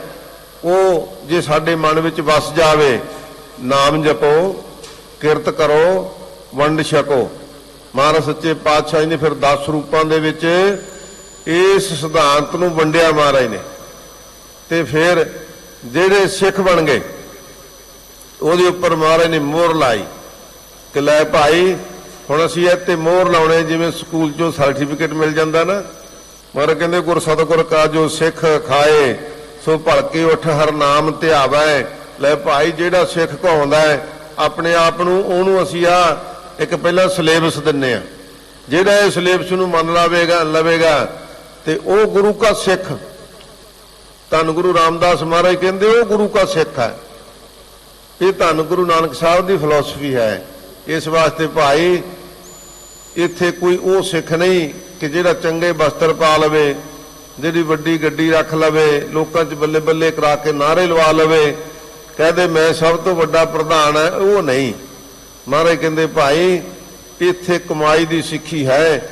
ਜਿਹੜਾ ਇਹ ਸਿੱਖੀ ਨੂੰ ਮੰਨ ਲਵੇਗਾ, ਉਪਦੇਸ਼ ਗੁਰੂ ਹਰ ਹਰ ਜਪ ਜਾਪੈ, ਸਭ ਕਿਲ ਵਿਖ ਪਾਪ ਦੋਖ ਲੈ ਜਾਵੈ, ਫਿਰ ਚੜਾ ਦਿਵਸ ਗੁਰਬਾਣੀ ਗਾਵੈ, ਬਹਿੰਦਿਆਂ ਉੱਠਦਿਆਂ ਹਰ ਨਾਮ ਧਿਆਵੈ, ਜੋ ਸਾਸ ਗਰਾਸ ਧਿਆਏ ਮੇਰਾ ਹਰ ਹਰ ਸੋ ਗੁਰ ਸਿੱਖ। ਕਹਿੰਦੀ ਉਹ ਆ ਗੁਰੂ का ਸਿੱਖ। ਗੁਰੂ ਮਨ ਭਾਵੈ ਤੇ ਗੁਰੂ ਨੂੰ ਭਾਉਂਦਾ ਸਿੱਖ ਹੈ ਉਹ। ਇਹ ਧੰਨ ਗੁਰੂ ਨਾਨਕ ਸਾਹਿਬ ਦੀਆਂ ਬਖਸ਼ਿਸ਼ਾਂ ਹਨ ਭਾਈ। ਸਤਿਗੁਰੂ ਰਹਿਮਤ ਕਰੇ। ਸੋ ਪਰਸੋਂ ਤੋਂ ਮਹਾਰਾਜ ਸੱਚੇ ਪਾਤਸ਼ਾਹੀ ਦੇ ਅਵਤਾਰ ਪੁਰਬ ਦੇ ਅਖੰਡ ਪਾਠ ਸਾਹਿਬ ਆਰੰਭ ਹੋ ਜਾਣੇ ਆ। ਸਾਰੀ ਦੁਨੀਆ ਦੇ ਵਿੱਚ ਆਪਾਂ ਇਹ ਕਈ ਦਿਨ ਇੱਕ ਹਫ਼ਤਾ ਪ੍ਰਚਾਰ ਚੱਲਣਾ ਸ਼ਰਧਾ ਪ੍ਰੇਮ ਦੇ ਨਾਲ। ਆਉਣ ਵਾਲੇ ਵਿਦਵਾਨਾਂ ਕੋਲੋਂ ਵੀ ਆਪਾਂ ਸਤਿਗੁਰੂ ਪਾਤਸ਼ਾਹ ਦੀ ਇਸ ਜੀਵਨੀ ਬਾਰੇ, ਉਹਨਾਂ ਦੀਆਂ ਵਡਿਆਈਆਂ ਬਖਸ਼ਿਸ਼ਾਂ ਬਾਰੇ ਬਹੁਤ ਧਿਆਨ ਦੇ ਨਾਲ ਆਪਾਂ ਕਥਾ ਵਿਚਾਰਾਂ ਸੁਣਾਂਗੇ। ਤੇ ਸਾਰਾ ਸਾਲ ਜਿਵੇਂ ਸਾਧ ਸੰਗਤ ਜੀ ਕੁਝ ਸਮੇਂ ਵਾਸਤੇ ਬੈਟਰੀ ਲਾ ਕੇ ਚਾਰਜ ਤੇ ਲਾ ਦੇਈਦੀ ਹੈ ਨਾ, ਇਹ ਆਪਣੇ ਮਨ ਨੂੰ ਚਾਰਜ ਕਰਨ ਵਾਸਤੇ ਧੰਨ ਗੁਰੂ ਨਾਨਕ ਸਾਹਿਬ ਸੱਚੇ ਪਾਤਸ਼ਾਹੀ ਦੇ ਗੁਰਪੁਰਬ ਨੂੰ ਆਪਾਂ ਸਮਰਪਿਤ ਹੋਈਏ, ਤਾਂ ਕਿ ਆਪਣੇ ਮਨ ਦੀ ਬੈਟਰੀ ਚਾਰਜ ਹੋ ਜਾਵੇ ਤੇ ਸਾਰਾ ਸਾਲ ਅਸੀਂ ਆਨੰਦ ਲਈਏ। ਸਤਿਗੁਰੂ ਪਾਤਸ਼ਾਹ ਦੇ ਉਪਦੇਸ਼ ਤੋਂ ਅਸੀਂ ਸਿੱਖਿਆ ਲੈ ਕੇ ਨਾਮ ਵਿੱਚ, ਬਾਣੀ ਵਿੱਚ, ਸਿਮਰਨ ਵਿੱਚ, ਸੇਵਾ ਵਿੱਚ ਆਪਣੇ ਮਨ ਨੂੰ ਜੋੜੀਏ, ਤਾਂ ਹੀ ਸਤਿਗੁਰੂ ਪਾਤਸ਼ਾਹ ਦੀ ਰਹਿਮਤ ਹੋਵੇਗੀ। ਆਓ ਭਗਤ ਕਬੀਰ ਜੀ ਵੀ ਇਹਨਾਂ ਹੀ ਸ਼ਬਦਾਂ ਦੇ ਨਾਲ ਸੋ ਬਾਣੀ ਦੇ ਵਿੱਚ ਜੋੜਦੇ ਹਨ, ਜੋ ਸਤਿਗੁਰੂ ਪਾਤਸ਼ਾਹ ਜੀ ਰਹਿਮਤ ਕਰਕੇ ਗੌੜੀ ਰਾਗ ਦੇ ਵਿੱਚ ਭਗਤ ਕਬੀਰ ਜੀ ਦੀ ਬਾਣੀ ਚੱਲ ਰਹੀ ਹੈ। ਆਓ ਉਸ ਉਪਦੇਸ਼ ਨੂੰ ਆਪਾਂ ਸਰਵਣ ਕਰੀਏ ਜੀ। ਗੌੜੀ ਕਬੀਰ ਜੀ ਜਦ ਹਮ ਏਕੋ ਏਕ ਕਰ ਜਾਣਿਆ। ਸਾਧ ਸੰਗਤ ਜੀ ਭਗਤ ਕਬੀਰ ਜੀ ਕਾਸ਼ੀ ਵਿੱਚ ਰਹਿੰਦੇ ਸਨ। ਜਿਸ ਮਹੱਲੇ ਵਿੱਚ ਰਹਿੰਦੇ ਸਨ, ਇੱਕ ਦਿਨ ਚੋਰ ਚੋਰੀ ਕਰਨ ਦੀ ਭਾਵਨਾ ਦੇ ਨਾਲ ਮਹੱਲੇ ਵਿੱਚ ਆਇਆ। ਚੋਰੀ ਤਾਂ ਨਹੀਂ ਕਰ ਸਕਿਆ, ਪਰ ਰਾਤ ਬਹੁਤ ਹੀ ਗੁਜ਼ਰ ਗਈ। ਵੇਖਿਆ ਕਿ ਹੁਣ ਵਾਪਸ ਚਲੇ ਜਾਣਾ ਚਾਹੀਦਾ, ਮੈਂ ਫੜਿਆ ਨਾ ਜਾਵਾਂ। ਇਹਨੇ ਨੂੰ ਬਾਹਰ ਮਗਰ ਲੱਗ ਗਈ। ਚੋਰ ਨੇ ਸੋਚਿਆ ਮੈਂ ਫੜਿਆ ਜਾਣਾ। ਹੁਣ ਦੇਖਿਆ ਕਿ ਕੋਈ ਘਰ ਖੁੱਲ੍ਹਾ ਨਹੀਂ, ਪਰ ਭਗਤ ਕਬੀਰ ਜੀ ਭਾਉ ਭਗਤੀ ਬੰਦਗੀ ਵਾਲੇ ਸਨ। ਰਾਤ ਨੂੰ 1 ਵਜੇ ਉੱਠ ਕੇ ਸਿਮਰਨ ਕਰਨ ਵਾਲੇ ਸਨ। ਵੇਖਿਆ ਕਿ ਆਹ ਘਰ ਖੁੱਲ੍ਹਾ ਹੈ, ਉਸ ਘਰ ਚਲੇ ਗਏ। ਜਾਣਦਾ ਵੀ ਸੀ ਵੀ ਇਹ ਭਗਤ ਕਬੀਰ ਜੀ ਦਾ ਘਰ ਹੈ। ਆਪਦੀ ਫਰਿਆਦ ਕੀਤੀ ਕਿ ਕਬੀਰ ਜੀ ਮੈਨੂੰ ਬਚਾਓ, ਮੈਂ ਫੜਿਆ ਜਾਵਾਂਗਾ, ਮਾਰਿਆ ਜਾਵਾਂਗਾ। ਕਹਿੰਦੇ ਭਾਈ ਤੂੰ ਚੋਰੀ ਕੀਤੀ ਹੈ? ਕਹਿੰਦੇ ਨਹੀਂ, ਚੋਰੀ ਕੀਤੀ ਨਹੀਂ, ਪਰ ਮੈਂ ਆਇਆ ਚੋਰੀ ਕਰਨੀ ਸੀ। ਕਹਿੰਦੇ ਪਹਿਲਾਂ ਪਰਨ ਕਰ ਕਿ ਅੱਜ ਤੋਂ ਬਾਅਦ ਮੈਂ ਚੋਰੀ ਕਰਨ ਦਾ ਸੁਭਾਅ ਛੱਡ ਦਿੱਤਾ, ਕੁਕਰਮ ਹੀ ਛੱਡ ਦਿੱਤਾ ਏ, ਮੁੜ ਕੇ ਇਹ ਪਾਪ ਨਹੀਂ ਕਰਾਂਗਾ। ਜੇ ਤੂੰ ਪਰਨ ਕਰੇਗਾ, ਨਿਭਾਵੇਂਗਾ, ਤੇ ਫਿਰ ਤੈਨੂੰ ਭਾਈ ਬਚਾ ਲਾਂਗੇ। ਕਹਿੰਦਾ ਜੀ ਆਪ ਜੀ ਸਨਮੁਖ ਮੈਂ ਪਰਨ ਕਰਦਾ, ਰਹਿੰਦੀ ਜ਼ਿੰਦਗੀ ਮੈਂ ਕਦੇ ਚੋਰੀ ਨਹੀਂ ਕਰਾਂਗਾ। ਕਹਿੰਦੇ ਚੰਗਾ, ਬਾਕੀ ਉਪਦੇਸ਼ ਬਾਅਦ ਦੇਾਂਗੇ। ਆ ਮੰਜੀ ਪਈ ਆ, ਤੇ ਪੈ ਜਾ। ਪੈ ਗਿਆ ਮੰਜੀ ਤੇ। ਉਦੋਂ ਨੂੰ ਬਾਹਰ ਮਗਰ ਆ ਗਈ। ਪੁੱਛਿਆ ਕਬੀਰ ਜੀ ਨੂੰ, ਕਬੀਰ ਇੱਥੇ ਚੋਰ ਆਇਆ? ਕਹਿੰਦੇ ਆ ਘਰ ਤੁਹਾਡੇ ਸਾਹਮਣੇ ਆ, ਦੇਖ ਲਓ। ਜਦੋਂ ਦੇਖਿਆ, ਪੁੱਛਿਆ ਕਿ ਕਿਹਦੇ ਕਮਰੇ ਨੇ ਜਾਂ ਮੰਜੇ ਕਿਸ ਦੇ ਨੇ? ਕਹਿੰਦਾ ਮੇਰਾ ਮੰਜਾ, ਆ ਮੇਰੀ ਘਰਵਾਰੀ ਲੋਈ ਦਾ ਹੈ, ਆ ਮੇਰੇ ਪੁੱਤਰ ਕਮਾਲੇ ਦਾ ਹੈ, ਆ ਮੇਰੀ ਪੁੱਤਰੀ ਦਾ ਕਮਾਲੀ ਦਾ ਹੈ। ਇਸ ਤਰ੍ਹਾਂ ਸਾਰੇ ਗਿਣਾਤ ਚਲੇ ਗਏ। ਸਵੇਰ ਨੂੰ ਪਤਾ ਲੱਗਾ ਕਿ ਚੋਰ ਤਾਂ ਕਬੀਰ ਜੀ ਦੇ ਘਰ ਵਿੱਚ ਹੀ ਸੀਗਾ। ਲੋਕ ਇਕੱਠੇ ਹੋ ਕੇ, ਕਿਉਂਕਿ ਹੁਣ ਤਾਂ ਸ਼ੂਦਰ ਮੰਨਦੇ ਸਨ, ਪਹਿਲੇ ਉਹਦੇ ਤੋਂ ਔਖੇ ਸਨ ਕਿ ਭਾਉ ਭਗਤੀ ਬੜੀ ਕਰਦਾ ਹੈ, ਇਹਨਾਂ ਦੇ ਕੀਤੇ ਹੋਏ ਬਚਨ ਸੱਚੇ ਹੋ ਜਾਂਦੇ ਨੇ। ਲੋਕ ਬੜੇ ਸ਼ਰਧਾ ਰੱਖਦੇ ਨੇ, ਦੂਰੋਂ ਦੂਰੋਂ ਲੋਕ ਸਿੱਖਿਆ ਲੈਣ ਆਉਂਦੇ ਨੇ, ਸ਼ਰਧਾ ਭਾਵਨਾ ਨਾਲ ਆਉਂਦੇ ਨੇ। ਆਪਣੇ ਆਪ ਨੂੰ ਉੱਚੀ ਕੁਲਾਂ ਦੇ ਭਵਾਨੀ ਲੋਕ ਪਹਿਲਾਂ ਹੀ ਈਰਖਾ ਰੱਖਦੇ ਸਨ। ਇਕੱਠੇ ਹੋ ਕੇ ਆ ਗਏ, ਭਗਤ ਕਬੀਰ ਜੀ ਨੂੰ ਕਹਿਣ ਲੱਗੇ ਕਿ ਤੁਸੀਂ ਇਹ ਚੰਗਾ ਨਹੀਂ ਕੀਤਾ, ਤੁਸੀਂ ਆਪਣੇ ਘਰ ਵਿੱਚ ਚੋਰ ਨੂੰ ਰੱਖਿਆ, ਤੁਸੀਂ ਆਪਣੀ ਪੱਤ ਗਵਾ ਲਈ ਹੈ, ਬੜੇ ਲਾਂਭੇ ਦਿੱਤੇ, ਪਠਾਨਕਾ ਹੈ ਭਾਈ ਇਹ। ਸੋ ਉਹਦੇ ਪ੍ਰਥਾਏ ਭਗਤ ਕਬੀਰ ਜੀ ਨੇ ਸ਼ਬਦ ਉਚਾਰਿਆ, ਕਹਿੰਦੇ ਆਓ ਤੁਹਾਨੂੰ ਦੱਸੀਏ ਅਸਲ ਵਿੱਚ ਕੀ ਹੈ ਭਾਈ, ਐਵੇਂ ਵੱਡੀ ਜਾਤ ਦਾ ਅਪਮਾਨ ਕਰਕੇ ਅਪਮਾਨੀ ਬਣ ਕੇ ਨਾ ਤੁਰੇ ਫਿਰੀਏ। ਕਹਿੰਦੇ ਆਓ ਦੱਸੀਏ ਤੁਹਾਨੂੰ ਅਸਲ ਵਿੱਚ ਹੈ ਕੀ। ਤੇ ਫਰਮਾਉਂਦੇ ਹਨ, ਆਪ ਕਿਰਪਾ ਕਰਦੇ ਹਨ, ਜਬ ਹਮ ਏਕੋ ਏਕ ਕਰ ਜਾਣਿਆ। ਕਹਿੰਦੇ ਜਿੰਨੇ ਤੁਸੀਂ ਪੰਡਤ ਛਤਰੀ ਇਕੱਠੇ ਹੋ ਕੇ ਆਏ ਹੋ ਨਾ, ਮੈਨੂੰ ਇੱਕ ਗੱਲ ਦੱਸੋ, ਜਦੋਂ ਅਸੀਂ ਚੋਰ ਵਿੱਚ ਵੀ ਉਸ ਪਰਮਾਤਮਾ ਨੂੰ ਦੇਖਿਆ ਹੈ ਕਿ ਇਹ ਪਰਮਾਤਮਾ ਇਸ ਚੋਰ ਵਿੱਚ ਵੀ ਵਸਦਾ ਹੈ, ਤੇ ਉਹਨੇ ਚੋਰੀ ਕਰਨ ਦਾ ਨਾ ਕਰਨ ਦਾ ਅਹਿਦ ਲੈ ਲਿਆ, ਪਰਨ ਲੈ ਲਿਆ, ਤੇ ਫਿਰ ਮੇਰਾ ਧਰਮ ਬਣਦਾ ਸੀ ਕਿ ਮੈਂ ਉਹਨੂੰ ਵੀ ਬਚਾਉਂਦਾ।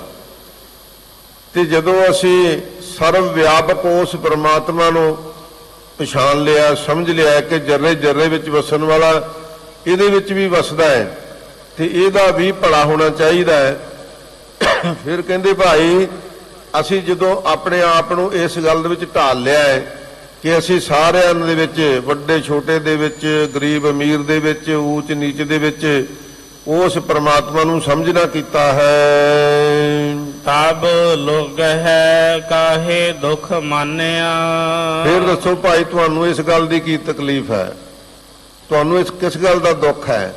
ਜੇ ਅਸੀਂ ਸਮਝ ਲਿਆ, ਤੁਸੀਂ ਤਾਂ ਮੇਰੇ ਵਿੱਚ ਹੀ ਸਮਝਦੇ ਆ ਨਾ, ਮੈਨੂੰ ਹੀ ਸ਼ੂਦਰ ਸਮਝਦੇ ਆ, ਤੇ ਮੈਂ ਸਮਝਦਾ ਵੀ ਉਹ ਸ਼ੂਦਰਾਂ ਵਿੱਚ ਵੀ ਹੈ, ਤੁਹਾਨੂੰ ਇਸ ਗੱਲ ਦੀ ਵੀ ਤਕਲੀਫ ਹੈ। ਇਸ ਕਰਕੇ ਜੇ ਅਸੀਂ ਸ਼ੂਦਰ ਹੁੰਦਿਆਂ ਹੋਇਆਂ ਪਰਮਾਤਮਾ ਦੀ ਪ੍ਰਾਪਤੀ ਵਾਲੇ ਰਾਹ ਤੇ ਤੁਰੇ ਹੋਏ ਆ ਤੇ ਉਸ ਅਕਾਲ ਪੁਰਖ ਦੀ ਰਹਿਮਤ ਹੋਈ ਹੈ, ਤੇ ਜੇ ਅਸੀਂ ਅੱਗੇ ਕਿਸੇ ਦੇ ਉੱਪਰ ਪਰਉਪਕਾਰ ਕਰ ਸਕਦੇ ਆ ਤੇ ਤੁਹਾਨੂੰ ਇਸ ਗੱਲ ਦਾ ਵੀ ਦੁੱਖ ਹੈ। ਕਹਿੰਦੇ ਦੱਸੋ ਭਾਈ ਤੁਸੀਂ ਕਿਸ ਗੱਲ ਦਾ ਕਿਉਂ ਦੁੱਖ ਮੰਨਦੇ ਹੋ? ਜੇ ਅਸੀਂ ਸਾਰੇ ਜੀਵਾਂ ਦੇ ਵਿੱਚ ਉਸ ਪਰਮਾਤਮਾ ਨੂੰ ਇੱਕੋ ਜਿਹਾ ਕਰਕੇ ਸਮਝ ਲਿਆ ਹੈ ਤੇ ਤੁਹਾਨੂੰ ਕਿਸ ਗੱਲ ਦੀ ਤਕਲੀਫ ਹੈ? ਹਮ ਅਪਤ ਹੈ ਆਪਣੀ ਪਤ ਖੋਈ। ਤੇ ਫਿਰ ਵੀ ਬੁਰਾ ਭਲਾ ਬੋਲੇ। ਕਹਿੰਦੇ ਕਬੀਰ ਜੀ ਤੁਹਾਨੂੰ ਆਪਣੀ ਪਤ ਦੀ ਇੱਜ਼ਤ ਦੀ ਜ਼ਰੂਰਤ ਨਹੀਂ ਲੱਗਦੀ, ਤੁਸੀਂ ਆਪਣੀ ਇੱਜ਼ਤ ਖਰਾਬ ਕਰ ਲਓਗੇ। ਹਾਂ ਕਹਿੰਦੇ ਭਾਈ ਅਸੀਂ ਤਾਂ ਪਹਿਲਾਂ ਹੀ ਜਿਹੜੇ ਮਾਣ ਅਪਮਾਨ ਵਾਲੀ ਗੱਲ ਸੀ ਨਾ, ਉਹ ਤਾਂ ਪਹਿਲਾਂ ਹੀ ਗਵਾ ਲਈ ਕਿ ਸਾਡੀ ਤੇ ਇੱਜ਼ਤ ਹੈ ਹੀ ਕੋਈ ਨਹੀਂ, ਅਸੀਂ ਤਾਂ ਨੀਚਾਂ ਤੋਂ ਵੀ ਨੀਚ ਹਾਂ, ਮੈਂ ਤਾਂ ਪਹਿਲਾਂ ਹੀ ਮਨ ਵਿੱਚ ਸਮਝੀ ਬੈਠਾ। ਕਹਿੰਦੇ ਹਾਂ ਕਹਿੰਦੇ ਤੁਹਾਨੂੰ ਇਹਦੇ ਨਾਲ ਕੀ ਲੱਗੇ ਭਾਈ? ਹਮ ਅਪਤੇ ਆਪਣੀ ਪਤ ਖੋਈ। ਕਹਿੰਦੇ ਮੈਂ ਜੇ ਬੇਪਤਾ ਹਾਂ, ਤੁਹਾਨੂੰ ਤਾਂ ਕੁਝ ਨਹੀਂ ਕਿਹਾ, ਤੁਹਾਨੂੰ ਮੈਂ ਕੋਈ ਬੁਰਾ ਲਫ਼ਜ਼ ਨਹੀਂ ਕਿਹਾ, ਤੁਹਾਡੀ ਇੱਜ਼ਤ ਦੇ ਖਿਲਾਫ ਮੈਂ ਇੱਕ ਲਫ਼ਜ਼ ਬੋਲਿਆ ਨਹੀਂ। ਤੇ ਫਿਰ ਕਹਿੰਦੇ ਜੇ ਮੈਂ ਆਪਣੇ ਅਪੱਤੇ ਨੇ, ਬੇਪੱਤੇ ਨੇ ਆਪਣੀ ਪਾਤੀ ਖਰਾਬ ਕੀਤੀ ਹੈ ਨਾ, ਜੇ ਇਹਨੂੰ ਮੈਂ ਬਚਾਇਆ ਹੈ, ਜੇ ਪਰਮਾਤਮਾ ਨੂੰ ਸਰਵ ਵਿਆਪਕ ਸਮਝ ਲਿਆ, ਤੇ ਇਹਦੇ ਵਿੱਚ ਤੁਹਾਨੂੰ ਜਿਹੜੀ ਤਕਲੀਫ ਹੋਈ ਹੈ ਇਹ ਮੇਰੀ ਸਮਝ ਤੋਂ ਬਾਹਰ ਹੈ, ਤੇ ਜੇ ਇਹਦੇ ਵਿੱਚ ਕੋਈ ਨੁਕਸਾਨ ਹੋਵੇਗਾ, ਇੱਜ਼ਤ ਖਰਾਬ ਹੋਵੇਗੀ ਤਾਂ ਮੇਰੀ ਹੋਵੇਗੀ, ਤੁਹਾਡਾ ਤਾਂ ਕੋਈ ਨੁਕਸਾਨ ਨਹੀਂ ਹੋਣ ਲੱਗਾ। ਇਸ ਕਰਕੇ ਤੁਸੀਂ ਕਿਸ ਗੱਲ ਦਾ ਫਿਕਰ ਕਰਦੇ ਹੋ? ਹਮਰੇ ਖੋਜ ਪਰਹੁ ਮਤ ਕੋਈ। ਕਹਿੰਦੇ ਭਾਈ ਇੱਕ ਗੱਲ ਦਾ ਖਿਆਲ ਰੱਖਿਓ ਕਿ ਤੁਸੀਂ ਸਾਡੀ ਇਸ ਗੱਲ ਦੀ ਖੋਜ ਕਰਨ ਦੇ ਪਿੱਛੇ ਨਾ ਪਵੋ ਕਿ ਅਸੀਂ ਇਹਨੂੰ ਬਚਾਇਆ ਹੈ। ਕਹਿੰਦੇ ਆਪਣੀ ਮਤ ਰੱਖੋ ਆਪਣੇ ਪਾਸ, ਹਮਰੇ ਖੋਜ ਪਰਹੁ ਮਤ ਕੋਈ। ਕਹਿੰਦੇ ਭਾਈ ਜਿਹਦੀ ਹਮਾਰੀ ਮਤ ਹੈ, ਮੇਰੀ ਮਤ ਹੈ ਨਾ, ਉਹ ਤਾਂ ਕਹਿੰਦੇ ਪਰਮਾਤਮਾ ਨੂੰ ਸਰਵਵਿਆਪੀ ਸਮਝਦੀ ਹੈ। ਜੇ ਤਾਂ ਤੁਸੀਂ ਇਸ ਮਤ ਦੇ ਧਾਰਨੀ ਬਣਨਾ ਹੈ ਫਿਰ ਤੇ ਗੱਲ ਵੱਖਰੀ ਹੈ, ਤੇ ਜੇ ਈਰਖਾ ਦੇ ਵਿੱਚ ਹੀ ਛੜੇ ਰਹਿਣਾ ਹੈ ਫਿਰ ਕਹਿੰਦੇ ਭਾਈ ਤੁਸੀਂ ਮੇਰੀ ਮਤ ਨੂੰ ਸਮਝ ਨਹੀਂ ਸਕਦੇ, ਤੁਸੀਂ ਇਹ ਸਰਵਵਿਆਪਕ ਅਕਾਲ ਪੁਰਖ ਨੂੰ ਵੀ ਨਹੀਂ ਸਮਝ ਸਕਦੇ। ਇਸ ਕਰਕੇ ਤੁਸੀਂ ਇਸ ਦੀ ਖੋਜ ਵਿੱਚ ਮਤ ਪਵੋ ਕਿ ਅਸੀਂ ਖੋਜ ਕਰਕੇ ਕਬੀਰ ਨੂੰ ਸਮਝਾ ਦਿਆਂਗੇ, ਅਸੀਂ ਉਪਦੇਸ਼ ਦੇ ਕੇ ਕਬੀਰ ਦੀ ਇੱਜ਼ਤ ਬਤਾ ਦਿਆਂਗੇ। ਕਹਿੰਦੇ ਮੇਰੀ ਇੱਜ਼ਤ ਬਚਾਉਣ ਵਾਸਤੇ ਤੁਸੀਂ ਇਸ ਖੋਜ ਮਾਰਗ ਵਿੱਚ ਨਾ ਪਵੋ, ਤੁਸੀਂ ਆਪਣਾ ਖਿਆਲ ਰੱਖੋ।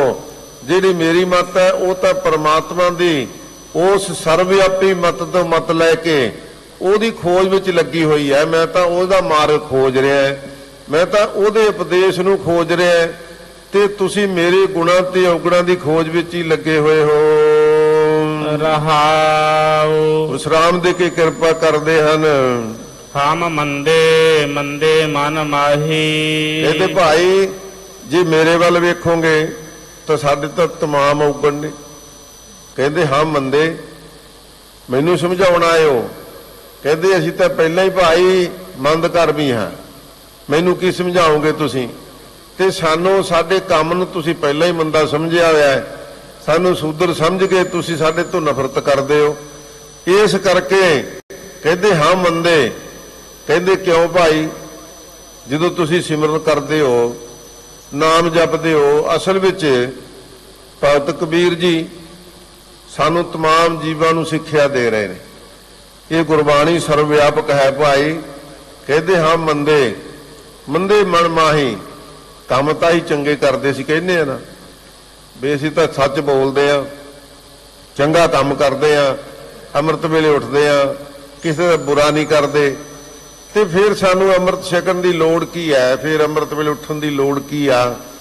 ਫਿਰ ਅਸੀਂ ਹੋਰ ਧਰਮੀ ਕੀ ਹੁੰਦਾ ਹੈ? ਭਗਤ ਕਬੀਰ ਜੀ ਕੀ ਕਹਿੰਦੇ ਨੇ?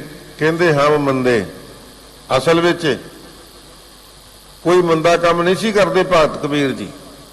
ਉਹ ਤੇ ਭਾਉ ਭਗਤੀ ਵਿੱਚ ਚੱਠੇ ਪੈਰ ਲੱਗੇ ਹੀ ਰਹਿੰਦੇ ਸਨ। ਪਰ ਕਿਸ ਗੱਲ ਨੂੰ ਕਹਿੰਦੇ ਨੇ? ਮੰਦੇ ਮਨ ਮਾਹੀ। ਕਹਿੰਦੇ ਜਿਹੜੀਆਂ ਮਨ ਦੀਆਂ ਚਿਤਵਨੀਆਂ ਨਾ, ਉੱਪਰੋਂ ਤਾਂ ਬੜੇ ਅਸੀਂ ਸਾਜ ਸਵਾਰ ਕੇ ਬੈਠਦੇ ਆ, ਤੇ ਪਰ ਮਨ ਦੀਆਂ ਚਿਤਵਨੀਆਂ ਜਿਹੜੀਆਂ ਇਹ ਸਾਨੂੰ ਮੰਦ ਵਾਸ਼ਨਾ ਦੇ ਵਿੱਚ ਹੀ ਘੁਮਾਈ ਫਿਰਦੀਆਂ। ਇਹ ਸਾਨੂੰ ਸਿੱਖਿਆ ਦਿੱਤੀ ਹੈ ਕਿ ਭਾਈ ਅਸੀਂ ਜਾਪ ਕਰਦੇ ਆ ਵੀ, ਸਿਮਰਨ ਕਰਦੇ ਆ ਵੀ, ਗੁਰਦੁਆਰਾ ਸਾਹਿਬ ਬੈਠੇ ਵੀ, ਸੰਗਤ ਵਿੱਚ ਬੈਠੇ ਵੀ, ਅਸੀਂ ਕਥਾ ਕੀਰਤਨ ਸੁਣਦੇ ਹੋਏ ਵੀ ਇਹਦੇ ਤੋਂ ਦੂਰ ਚਲੇ ਜਾਂਦੇ ਆ। ਦੂਰ ਜਾ ਕੇ ਵੀ ਕਹਿੰਦੇ ਮੰਦੇ ਮਨ ਮਾਹੀ। ਇਸ ਮਨ ਦੀ ਮੰਦਤਾਈ ਦੇ ਵਿੱਚ ਇੰਨੇ ਖੁੱਭ ਜਾਂਦੇ ਆ ਕਿ ਕੰਨਾਂ ਵਿੱਚ ਜ਼ਰੂਰ ਸ਼ਬਦ ਪੈ ਰਿਹਾ ਹੈ, ਅਸੀਂ ਸੁਣ ਰਹੇ ਆ, ਪਰ ਕਹਿੰਦੇ ਮਨ ਮੰਦ ਵਾਸ਼ਨਾ ਦੇ ਵਿੱਚ ਕਿਤੇ ਦਾ ਕਿਤੇ ਗਿਆ ਹੁੰਦਾ ਹੈ। ਭਗਤ ਕਬੀਰ ਜੀ ਕਹਿੰਦੇ ਤੁਸੀਂ ਨਹੀਂ ਸਮਝ ਸਕੋਗੇ ਇਸ ਗੱਲ ਨੂੰ।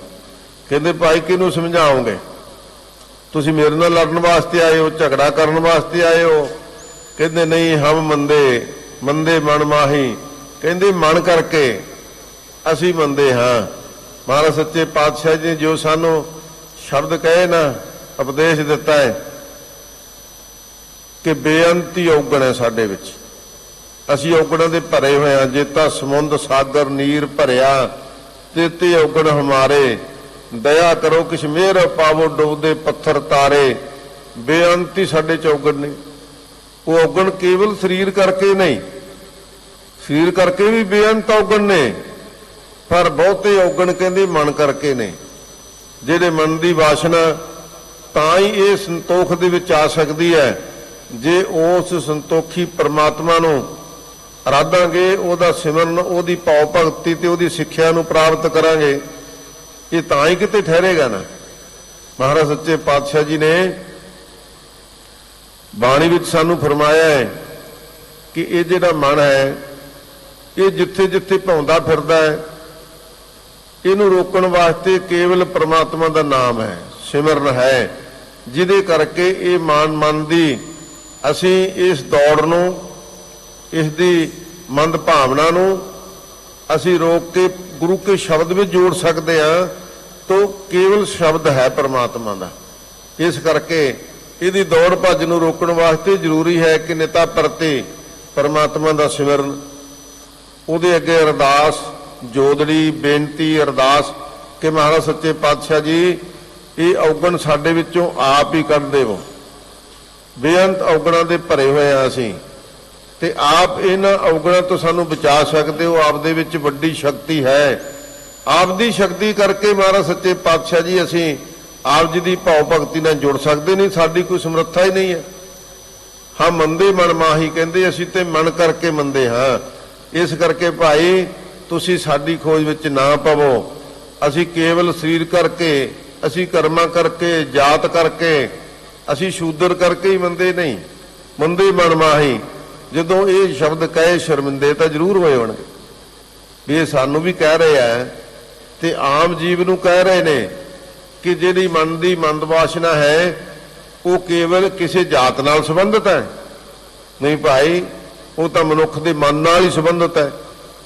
ਤੇ ਮਨ ਜਿਹੜਾ ਉਹ ਪਰਮਾਤਮਾ ਦੀ ਅੰਸ਼ ਹੈ ਤੇ ਪਰਮਾਤਮਾ ਦੀ ਅੰਸ਼ ਹੋਣ ਕਰਕੇ ਜੇ ਇਹਦੇ ਵਿੱਚ ਹੀ ਨੁਕਸ ਪਿਆ ਹੋਇਆ ਹੈ ਮਨ ਦੇ ਵਿੱਚ ਹੀ, ਤੇ ਮਨ ਨੂੰ ਤੇ ਸਮਝਾਇਆ ਮਨ ਤੂੰ ਜੋਤ ਸਰੂਪ ਹੈ। ਮਨ ਨੂੰ ਹੀ ਕਿਹਾ ਨਾ, ਸਰੀਰ ਨੂੰ ਨਹੀਂ ਕਿਹਾ। ਕਹਿੰਦੇ ਆਪਣਾ ਮੂਲ ਪਛਾਣ, ਕਹਿੰਦੇ ਉਸ ਮੂਲ ਨੂੰ ਪਛਾਨਣਾ ਕਰ ਜਿੱਥੋਂ ਤੂੰ ਵਿਛੜਿਆ ਹੋਇਆ। ਤੇਰੀ ਆਤਮਾ ਪਰਮਾਤਮਾ ਨਾਲੋਂ ਵਿਛੜ ਚੁੱਕੀ ਹੈ, ਇਸ ਕਰਕੇ ਤੂੰ ਉਸ ਮੂਲ ਨੂੰ ਪਛਾਨਣਾ ਕਰ। ਹਾਂ ਮੰਦੇ ਮਨ ਮਾਹੀ, ਕਹਿੰਦੇ ਅਸੀਂ ਇੰਨੇ ਮਨ ਦੇ ਵਿੱਚ ਮੰਦੇ ਆ ਕਿ ਅਸੀਂ ਉਸ ਗੱਲ ਨੂੰ ਭੁੱਲ ਬੈਠੇ ਆ, ਜਿਸ ਕਰਕੇ ਸਤਿਗੁਰੂ ਨੇ ਬਾਣੀ ਵਿੱਚ ਫਰਮਾਇਆ ਪ੍ਰਾਣੀ ਤੂੰ ਆਇਆ ਲਾਹਾ ਲੈਣ, ਲਗਾ ਕੇ ਤੱਕ ਫਕੜੇ ਸਭ ਮੁਕਦੀ ਚੱਲੀ ਰਹਿਣ। ਤੇਰੀ ਰਹਿਣ ਮੁਕਦੀ ਜਾ ਰਹੀ, ਤੂੰ ਇੱਕ ਲਾਭ ਲੈਣ ਵਾਸਤੇ ਆਇਆ ਸੀ। ਉਹ ਲਾਭ ਕੀ ਸੀ ਕਿ ਇਸ ਜੋਤ ਨੂੰ ਤੂੰ ਪਛਾਣ ਲੈ। ਤੇਰੇ ਅੰਦਰ ਇੱਕ ਜੋਤ ਹੈ, ਉਹ ਜੋਤ ਨੂੰ ਜੇ ਤੂੰ ਸਮਝ ਲਵੇਂ, ਪਛਾਣ ਲਵੇਂ, ਤੇ ਉਹ ਜੋਤ ਪਰਮਾਤਮਾ ਦੀ ਹੈ। ਮਨ ਤੂੰ ਜੋਤ ਸਰੂਪ ਹੈ, ਅਸਲ ਵਿੱਚ ਤੂੰ ਜੋਤ ਸਰੂਪ ਸੀ।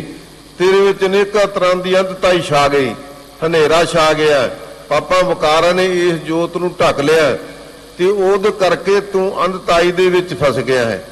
ਤੇ ਇਹਨੂੰ ਸਾਫ਼ ਕਰਨ ਵਾਸਤੇ ਜਿਵੇਂ ਸ਼ੀਸ਼ੇ ਤੇ ਲੱਗੀ ਧੁੰਦ ਨੂੰ ਸਾਫ਼ ਕਰਨ ਵਾਸਤੇ ਕੱਪੜਾ ਫੇਰ ਲਈਦਾ ਨਾ, ਕਹਿੰਦੇ ਇਸੇ ਤਰ੍ਹਾਂ ਆਪਣੇ ਮਨ ਰੂਪ ਸ਼ੀਸ਼ੇ ਦੇ ਉੱਪਰ ਇਹ ਪਰਮਾਤਮਾ ਦੇ ਨਾਮ ਦਾ ਕੱਪੜਾ ਫੇਰ, ਤਾਂ ਕਿ ਤੈਨੂੰ ਅਸਲ ਜੋਤ ਦੇ ਦਰਸ਼ਨ ਹੋ ਜਾਣ, ਤੈਨੂੰ ਮਿਲ ਜਾਵੇ ਇਹ। ਹਾਂ ਮੰਦੇ ਮਨ ਮਾਹੀ, ਜੇ ਮੰਦ ਵਾਸ਼ਨਾ, ਮੰਦ ਭਾਵਨਾ, ਮੰਦ ਕਰਮ ਮਨ ਵਿੱਚੋਂ ਛੱਡ ਦੇਵੇਂ ਤਾਂ ਤੂੰ ਭਾਈ ਸੁੱਧ ਸਰੂਪ ਨੂੰ ਪਛਾਣ ਸਕਦਾ ਹੈ। ਕਬੀਰ ਜੀ ਕਹਿੰਦੇ ਅਸੀਂ ਤਾਂ ਭਾਈ ਮੰਦੇ ਹਾਂ। ਸਾਂਝ ਪਾਤ ਕਾਹੂ ਸਿਓ ਨਾਹੀ।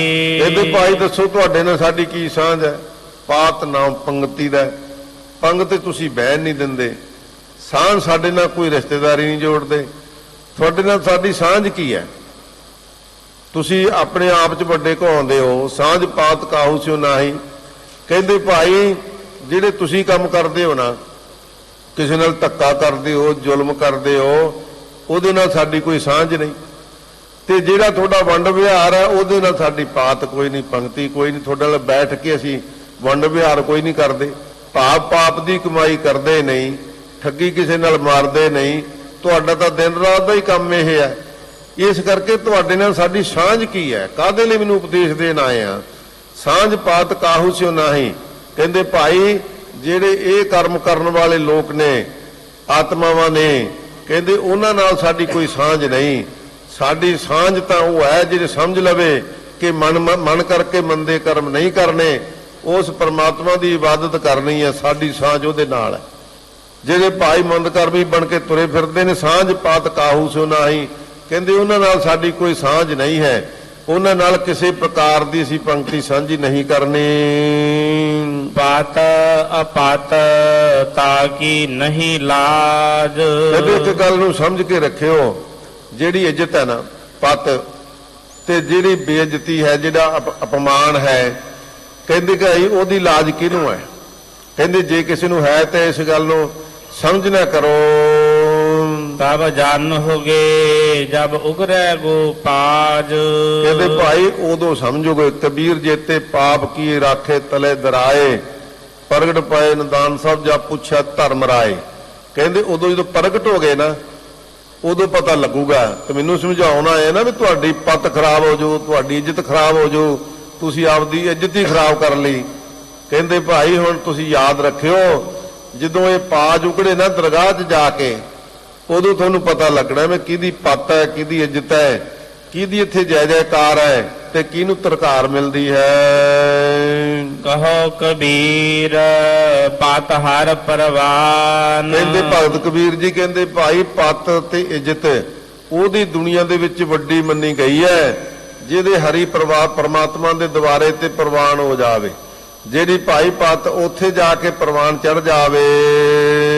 ਸਰਬ ਤਿਆਗ ਭਜ ਕੇਵਲ ਰਾਮ। ਉਹ ਕਿਵੇਂ ਚੜੇਗੀ? ਕਹਿੰਦੇ ਭਾਈ ਸਾਰੇ ਖਿਆਲ ਛੱਡ ਕੇ, ਸਾਰੇ ਜੋ ਮੰਦ ਕਰਮ ਛੱਡ ਕੇ ਕੇਵਲ ਪ੍ਰਮਾਤਮਾ ਦੇ ਨਾਮ ਨੂੰ ਭਜਨਾ ਕਰ, ਤਾਂ ਤੇਰੀ ਇੱਜ਼ਤ ਪੱਤ ਜਿਹੜੀ ਮਹਾਰਾਜ ਸੱਚੇ ਪਾਤਸ਼ਾਹ ਅਕਾਲ ਪੁਰਖ ਵਾਹਿਗੁਰੂ ਰੱਖ ਲਏਗਾ ਤੇ ਉਹ ਪਰਲੋਕ ਦੇ ਵਿੱਚ ਪ੍ਰਵਾਨ ਹੋ ਜਾਵੇਗੀ। ਸਤਿਗੁਰੂ ਪਾਤਸ਼ਾਹ ਜੀ ਨੇ ਇਹ ਰਹਿਮਤਾਂ ਕੀਤੀਆਂ ਹਨ। ਅਖੀਰ ਵਿੱਚ ਫੇਰ ਦਾਸ ਬੇਨਤੀ ਕਰੇਗਾ ਕਿ ਧੰਨ ਗੁਰੂ ਨਾਨਕ ਸਾਹਿਬ ਸੱਚੇ ਪਾਤਸ਼ਾਹ ਜੀ ਦੇ